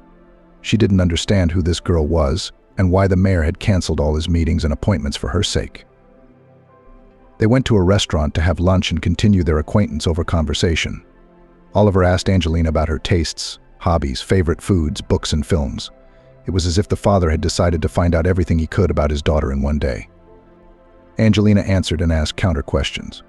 She was also interested to know something about her father. Their conversation was interrupted by a phone call. The number was unknown. Angelina initially wanted not to answer, but then decided to pick up the phone. What if it was from her new job? "Hello, are you Angelina?" She heard an unfamiliar female voice. "Yes, who is it?" For some reason, the girl was frightened. "It's the doctor from the hospital where Jonathan is now. Do you know this man?" "Yes, I do. Do you want to know what happened to him?" A woman's voice asked sternly. Wondering what happened to him. Angelina was puzzled. They'd broken up. Why are they calling her? He has parents. They live in another city, but still he has someone to call. He was in a car accident and asked me to call you. What about him? Angelina asked. He's in serious condition. Can you come to the hospital today? No, I'm in another city. I can't physically get there today. I will come tomorrow morning. Angelina checked the number of the hospital and that Jonathan was in the intensive care unit, not the ward. Was something wrong? Oliver asked. Do you need help? I don't even know how to act or what to say. Angelina explained the situation. I think you should go and visit the man. I'm not saying you have to forgive him and sit in his room. Absolutely not. But you should go and see him. You've been in a relationship for 2 years, so he's not a stranger to you. Yes, you're right, Dad. Angelina called him Dad for the first time, and Oliver had tears in his eyes. It was so surprising. Such a serious grown man was so sensitive. Thank you, the father said, and took his daughter's hand. For what? Angelina didn't understand. For calling me Daddy. They left the restaurant and drove to his house. The mayor's house stood out among the other private properties. Angelina looked curiously at the huge house, which looked more like a castle. Oliver caught her gaze and realized what she was thinking. Don't look at it because it's so big. I used to have a construction business. I built this house before I got into politics, so it's fair and legal. I didn't think anything of the sort. Angelina felt embarrassed because that was what she had thought at first. All right, her father smiled and pretended to believe her. Angelina entered the house and was stunned. She had never seen such beauty, except in the cinema. Everything was competently and originally organized. It was obvious that a very good designer had worked here and thought over every detail of the house. Angelina walked around and looked at the furniture, paintings, statuettes, vases, crockery. She was very interested. Come on, I'll show you your room, Oliver said. They went up to the first floor. There were several doors. One of them led to a room. The father opened the door and gestured for his daughter to come in. The room was decorated in a soft green color. It was so delicate, barely noticeable, and incredibly pleasing to the eyes. In the center of the room stood a huge bed. Along the wall was a snow-white wardrobe. On either side of the bed were the same white-colored nightstands, and on them stood small lamps. Everything was so beautiful, so perfectly clean and shiny that Angelina was afraid to touch it all, lest it get dirty and leave marks. Her father looked at her and smiled. He understood perfectly well in what conditions his daughter had grown up, and now by all means he wanted to compensate her for all the emotions she had not received and provide her with a decent standard of living. Do you want to rest? Oliver asked. Honestly, I do. It was only when I saw the bed that I realized I was tired, Angelina admitted. Then rest. I'll go make dinner arrangements. What can I make you? Fish meat. Oh, I'd love some fish. I really like fish. That's great. And fish is very good for pregnancy. I'm going to go and you rest. As soon as her father closed the door, Angelina lay down on the bed, and in a matter of minutes she passed out. She was really tired today. At dinner, her father told Angelina that his driver Thomas would arrive at 8 tomorrow morning and take Angelina first to the hospital, then to Kimberly's flat. Then he would bring them back with the cat and Grandma. Oh, I'm sorry to burden you like this, to be honest, Angelina said. What do you mean, burden me? I'm your father, and it's my duty to take care of my daughter. Especially in a situation like this, he was quiet for a moment and added, let's make a deal. If you need anything, you tell me straight away. He took a bank card out of his pocket and put it in front of his daughter. This is your card. There will always be money on it. And don't you dare argue, it's useless. The PIN code is your mom's date and month of birth. I've got the money. Thanks, Dad. No need, Angelina tried to refuse. That's my girl. You don't think I'm going to let you work in your condition. And girls always need money for stuff. Also, take only your most precious and essentials, and we'll buy everything else here. Kimberly, too. Thank you. But I think I'm a darling. I think you think, and I think we've agreed it's useless to argue with me. I suggest we take a walk before we go to bed and get some rest. You have a busy day tomorrow. You need a good night's sleep." They walked round the garden, walked down the avenue, sat on a bench for a while and returned to the house. Angelina said goodnight to her father and went up to her room. Before she went to take a shower, she dialed Kimberly. "Baby, how are you doing in there? How is your father taking you?" Angelina had already called Kimberly in the afternoon and told her about her parents' wonderful find, which Kimberly was glad about. "It's fine, Grandma. I have 2 pieces of news for you." "The good news and the bad news?" Grandma asked and smiled. "No, both good. You just don't worry. Okay?" Angelina asked. So to begin with, it's usually after you say that you have to worry. Dad wants me to come and live with him. That's really good news and absolutely the right decision. You should live with your dad. What's the other news?" "Grandma, Kimberly, I really want you to come with me. Please, please, please, please. Daddy personally invites you to come live with us. He doesn't want to leave you alone." There was silence on the phone. Angelina was afraid for Grandma and shouted, "Grandma, are you all right?" Yes, Kimberly answered through her tears. It was only now that Angelina realized she was crying. "Why are you crying? Why are you crying? I'm not leaving you. On the contrary, I want you to come with me." "You're coming." "Okay." "Thank you, baby, but I don't think it's a good idea. I'm a stranger to you, especially to your father. Why would you want me as a burden?" "Oh, how can you say that? What burden? You're very much my own person. You practically saved me. I can't leave you. Then I'm not going either." "Okay, I'll think about it till tomorrow. You're coming tomorrow, right?" "Yes, I'll come to see you." The hospital called. "Jonathan had an accident and gave the doctors my number for some reason. I'll have to pop round to the hospital and see what's going on. And then I'll come straight to your place to pack." "Okay, baby. Well, good night, and I'll see you tomorrow." "Good night." Shh. Angelina showered, went to bed, and fell asleep with a happy smile on her face. In the morning after breakfast, Angelina got ready for the road. Annie, her father's au pair, made her sandwiches, put biscuits and water in a small basket. "Take these in case you want a snack on the road. You can't go hungry," she said thoughtfully. "Thank you very much," Angelina said. Angelina and her father went outside just as the car pulled up. Thomas, her father's driver, got out. Angelina saw him and froze in place. He looked incredibly like her favorite actor. "Come on, it doesn't work that way for such a handsome man to work as a simple driver," she thought, and quietly asked her father. "Is this your driver?" "Yes, but Thomas is not just a driver, he's also a security guard. He's a master of sports in Sambo. There was a small injury, and he had to retire from professional sports. He's a very nice and educated guy. When you talk to him, you'll understand," Oliver replied. "How interesting," Angelina said with burning eyes. "Thomas, I trust you with the most precious thing in life, my daughter. Keep an eye on her, you answer with your head," Oliver said in a serious tone. "You have a daughter? That's the first I've heard of it," Thomas said in surprise. "You wouldn't believe it, I just found out yesterday. You see how miracles happen in life. Don't you believe in miracles?" Oliver smiled and repeated, "Don't drive. Drive carefully, as if you had a crystal vase in the car." "Don't worry, everything will be fine," the driver assured her, and took a small basket of groceries from Angelina's hands.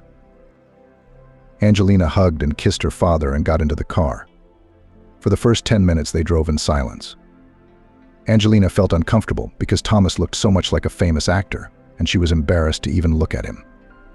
Thomas looked at the road and waited for his valued passenger to want to talk. If she didn't, then so be it. Angelina made up her mind and spoke first.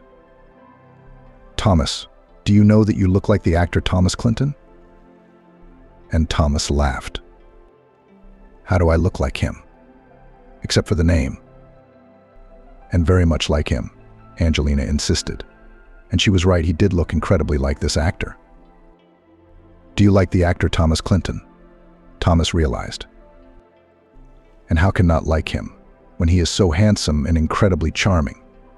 and in every role. Have you seen any of his films? Honestly, I don't remember. I don't really remember actors. Bad memory? No, I just remember actresses better, Thomas smiled. I'm a normal man. I like women. Angelina blushed deep red with embarrassment and even felt a pang of jealousy. And for some reason she felt uncomfortable that Thomas had said that. Angelina, are you a film buff? Why not? I just love our films and serials. I don't watch foreign ones at all. And I have a good memory, so I remember the actors I like and enjoy watching. What do you do besides watching films? I live. I work. Are you married? Unexpectedly he asked, and Angelina blushed again. Why? He asked. What does he care? Thought the girl. Why? Is it something you're interested in? Maybe I'm looking for a bride. And you're just my type. I like smart, interesting and terribly modest girls who, when you ask them something, they immediately blush from head to toe. Angelina blushed even more and turned away to the window. Really, she asked, embarrassed, continuing to stare out the window.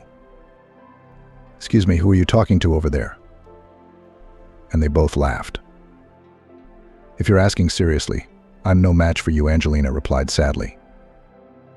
May I ask why you are pregnant and what? Thomas asked. But then he realized, oh, I'm sorry, I didn't realize it first. You have a fiancé and you're getting married? Then yes, I'll pass. I'm not interested in other people's brides. No, I don't have a fiancé. Then why don't you suit me?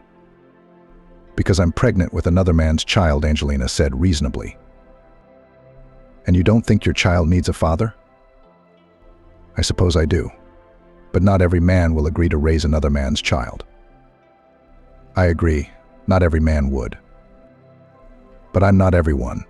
I'm unique. He smiled sincerely and winked at Angelina, which made her blush again. Angelina looked at Thomas questioningly, trying to understand whether he was joking or serious. Are you joking? I don't think this is a joke, Angelina said. No, I'm not joking. You're an incredible girl, I can tell. And you have a special energy that affects me. I've never felt this kind of emotion before. How old are you, Thomas? Angelina asked. Does it matter? Yes. I'm 34. 34, Angelina was surprised. For some reason she had thought he was no more than 25, not badly preserved. Yes, Thomas joked again. Angelina liked his sense of humor very much. It was peculiar, of course, but subtle and original. Rather the opposite, too good. I thought you were no more than 25, the girl said honestly. Come on, really? Yeah, it's great. It's probably because of my resemblance to Konstantinov, Thomas joked again. And they both laughed. Angelina didn't notice how they arrived in the city. She enjoyed talking to Thomas so much that she didn't want to part. She gave him the address of the hospital and told him to stop by there first. As Angelina got out of the car, she suddenly yelped and clutched her stomach. What's wrong? Are you ill? Thomas was frightened. There's no doctor. I think the baby moved, Angelina smiled. It's the first time. Yes? Can you imagine how good it feels? You can see what an important moment I'm witnessing. And you say the baby is a stranger. Can I touch it? He asked, and without waiting for an answer, reached out his hand to Angelina's belly. Yes, Angelina said, and was embarrassed again. But the baby was quiet and Thomas didn't feel anything. Don't be upset. The first time is always like this, I've read. The bigger the belly gets, the more often and better it will feel. You have given me hope now, Thomas smiled. Angelina smiled back, but said nothing. She really liked Thomas, but the possibility of them being together seemed very remote. I won't be long. Please wait for me in the car, Angelina asked, and walked towards the hospital. She easily found the intensive care unit and learnt that Jonathan had been transferred to the ICU. Can I visit him? She asked the doctor. Yes, you can. I'll take you there. Angelina entered the room, which was empty except for Jonathan. He was lying against the wall and staring at the ceiling, but when he saw Angelina, he became animated and even happy. He had fractures in his arm and leg on his right side. There was a large abrasion and bruise on his face. "Hey, Jonathan, what happened?" Angelina asked and sat down next to him on a chair. "Hello, darling. It's so good to see you," Jonathan said almost sincerely. "Don't ask me what happened. We were in such a mess with Andrew." "Is he alive?" "He's alive, but he's worse than I am. He's got a problem with his spine." "That's too bad. I'm sorry, what about you?" "Fractured arm, leg, and some other problem with my foot. We need to operate right away." "I see. How are you doing? How are you doing without me?" "I'm fine. I live. I work." "Do you miss me?" Jonathan asked hopefully. "Not anymore. I'm used to it. Or rather, I'm used to you. You hurt me too much." "I'm sorry, please." Angelina wondered, did he really want them to be together again, and was he ready to raise a child with her? Maybe the accident had changed his outlook, and now he would ask her to marry him. But the reality turned out to be completely different, and what Angelina later heard shocked her. "I'm sorry to you, of course, but you haven't exactly been fair to me either. I told you I didn't want kids, and now, surprise, surprise, I'm pregnant. How am I supposed to react?" "I don't understand. Are you apologizing or blaming me?" Angelina clarified. "Apologizing in a very peculiar way, I must say. I need your help, obviously. I need money urgently, and a lot of it I have to have an operation. My parents don't have that kind of money. And I just bought a car." "I don't have any money either," Jonathan said. "I don't have any either. Don't you know that? You have a flat and you can sell it." Angelina hadn't expected such insolence. "I'm sorry, I have to sell my flat and pay for your operation. Did I get that right?" she wondered. "Yes, we are not strangers, and we should help each other in a difficult situation. And I have a very difficult situation, and I have no one else to turn to." "Don't you think that's a bit much?" "No, I don't. Did you have an abortion?" "No, of course not." "Okay, so you're carrying my baby, and in order for it to be yours, you have to pay me as a donor because you fraudulently obtained my material. I didn't give my consent. You owe me a favor." Angelina was numb. She was prepared to hear anything, but something like this. She was so dumbfounded that she didn't know what to say. After recovering a little from the shock, she asked, "Tell me, did you hit your head in the accident? Did you have a neurologist look at it?" "No, there's nothing wrong with my head." "That's a very controversial conclusion because you're sick. Not a penny, you hear me? Not a penny you're getting from me. I thought you really wanted to apologize and raise our child with me. I was even prepared to ask my father for help. But after what I've heard, don't even get your hopes up." She got up from her chair, walked to the door, turned round and said, "Don't you ever dare call me again or come within a kilometer of me, or my father will." "You," my future husband. Angelina smiled enigmatically. "Get well, sweetheart." She turned round and with her head proudly raised left the room. In fact, the girl could hardly hold back her tears. But when she left the hospital, she did cry. Thomas waited patiently by the car. When he saw Angelina crying, he rushed to her. "What's wrong? Did someone hurt you? Did something bad happen?" Thomas asked worriedly. "No, nothing happened. It's just that my past is worse than I thought it would be. So much worse that I feel like taking a shower right now. Like I'm covered in mud," Angelina said. "Maybe we should talk to someone ... without fists. Just man to man," Thomas suggested. "No, we don't. There's no use talking. It's a very bad case. Let's go home. To your father's house or to the flat?" "The flat, of course. We have to pack and pick up Grandma." Angelina asked Thomas to go up to the flat with her to help her carry her things out, since she can't lift heavy things, much less Grandma. Kimberly was baking pies. The smell could be heard even in the entryway. Grandma was making pies.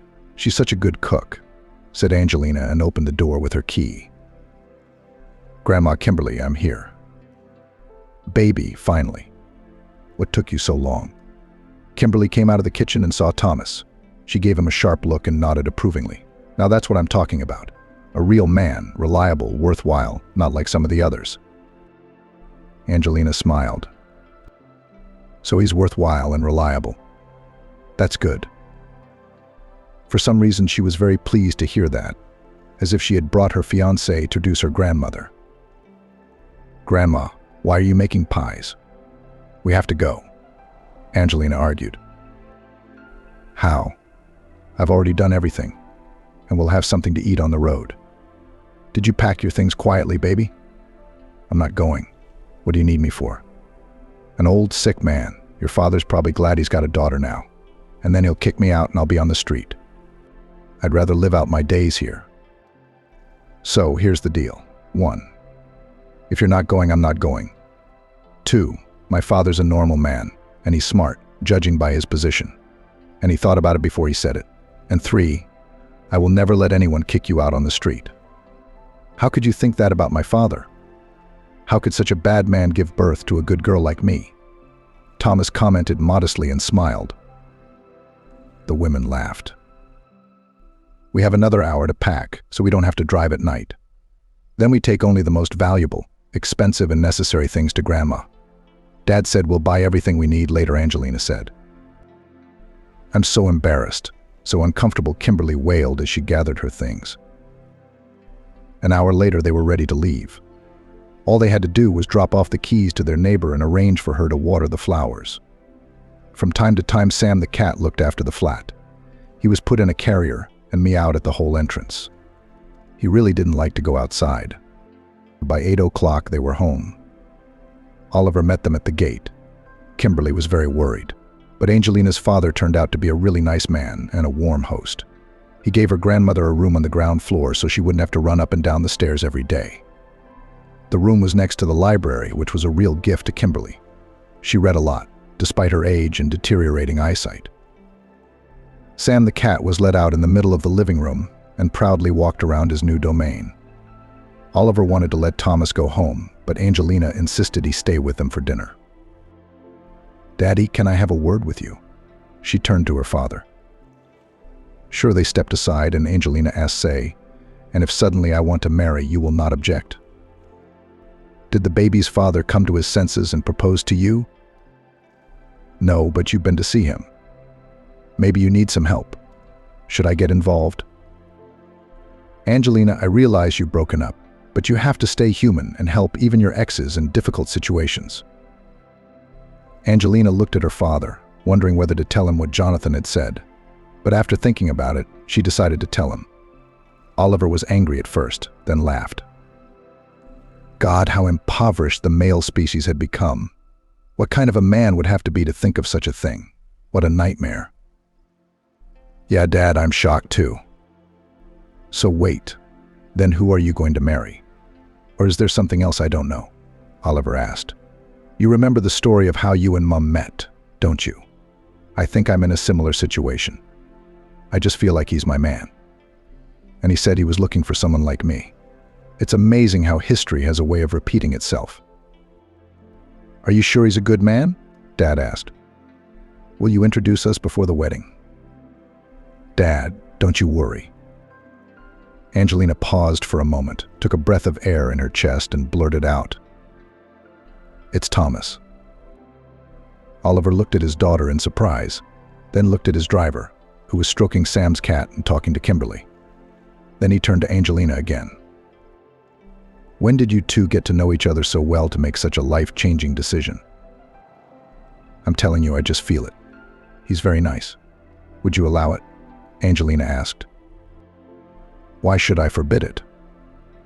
Oliver didn't understand. Well, he's just a driver. What if you say it's indecent or something? What? I'm the mayor of the city. My daughter is marrying a driver, reputation and so on, Dad. I don't care about reputation and stuff like that. All I care about is that you're happy, and a reliable man to rely on in times of need, who won't betray you and who'll give you a shoulder to lean on.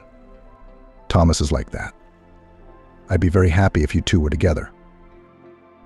Oliver was silent, weighing each word so as not to offend or upset his daughter. "He knows I'm pregnant," Angelina realized. "Good." They went back to the others. Angelina wanted to go for a walk before dinner, so Thomas volunteered to escort her. Kimberly and Oliver looked at each other and smiled. "Thomas, can I ask you a question?" Angelina asked as they walked away. "Of course you're allowed to do anything," Thomas smiled. "Why?" "Because you are my future wife.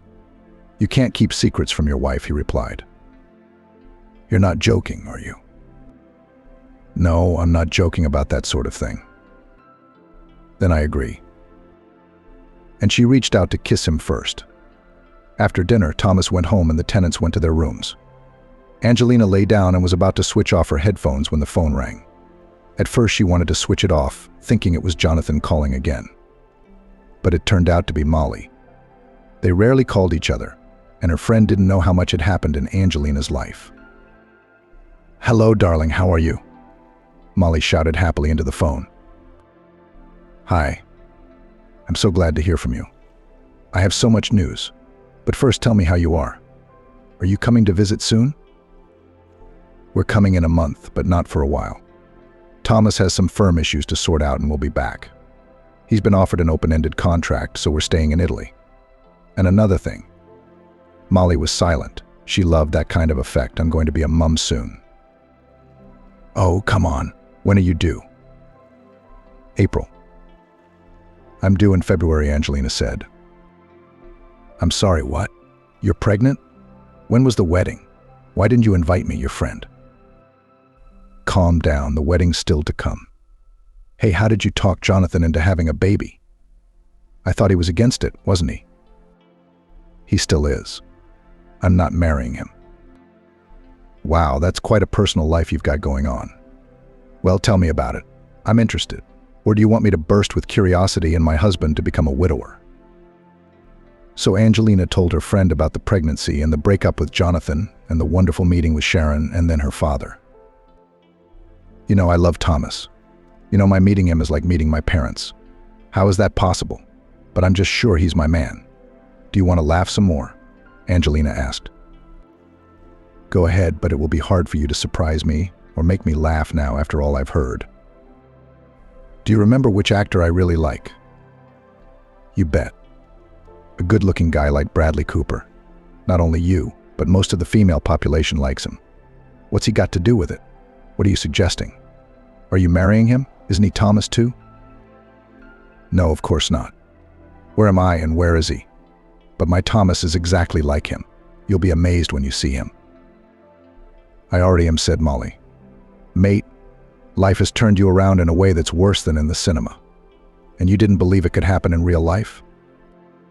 "No, Molly, now I do." They chatted some more and said goodbye, agreeing to meet at the next visit of Thomas's family. Angelina thought it would be necessary to set a wedding date just a month in time for their arrival. As she dreamed of her future, she fell asleep. A wedding, the birth of her son Andrew, and a happy married life with her beloved husband in her own father's home, and under the wise protection of her grandmother Kimberly lay ahead of her.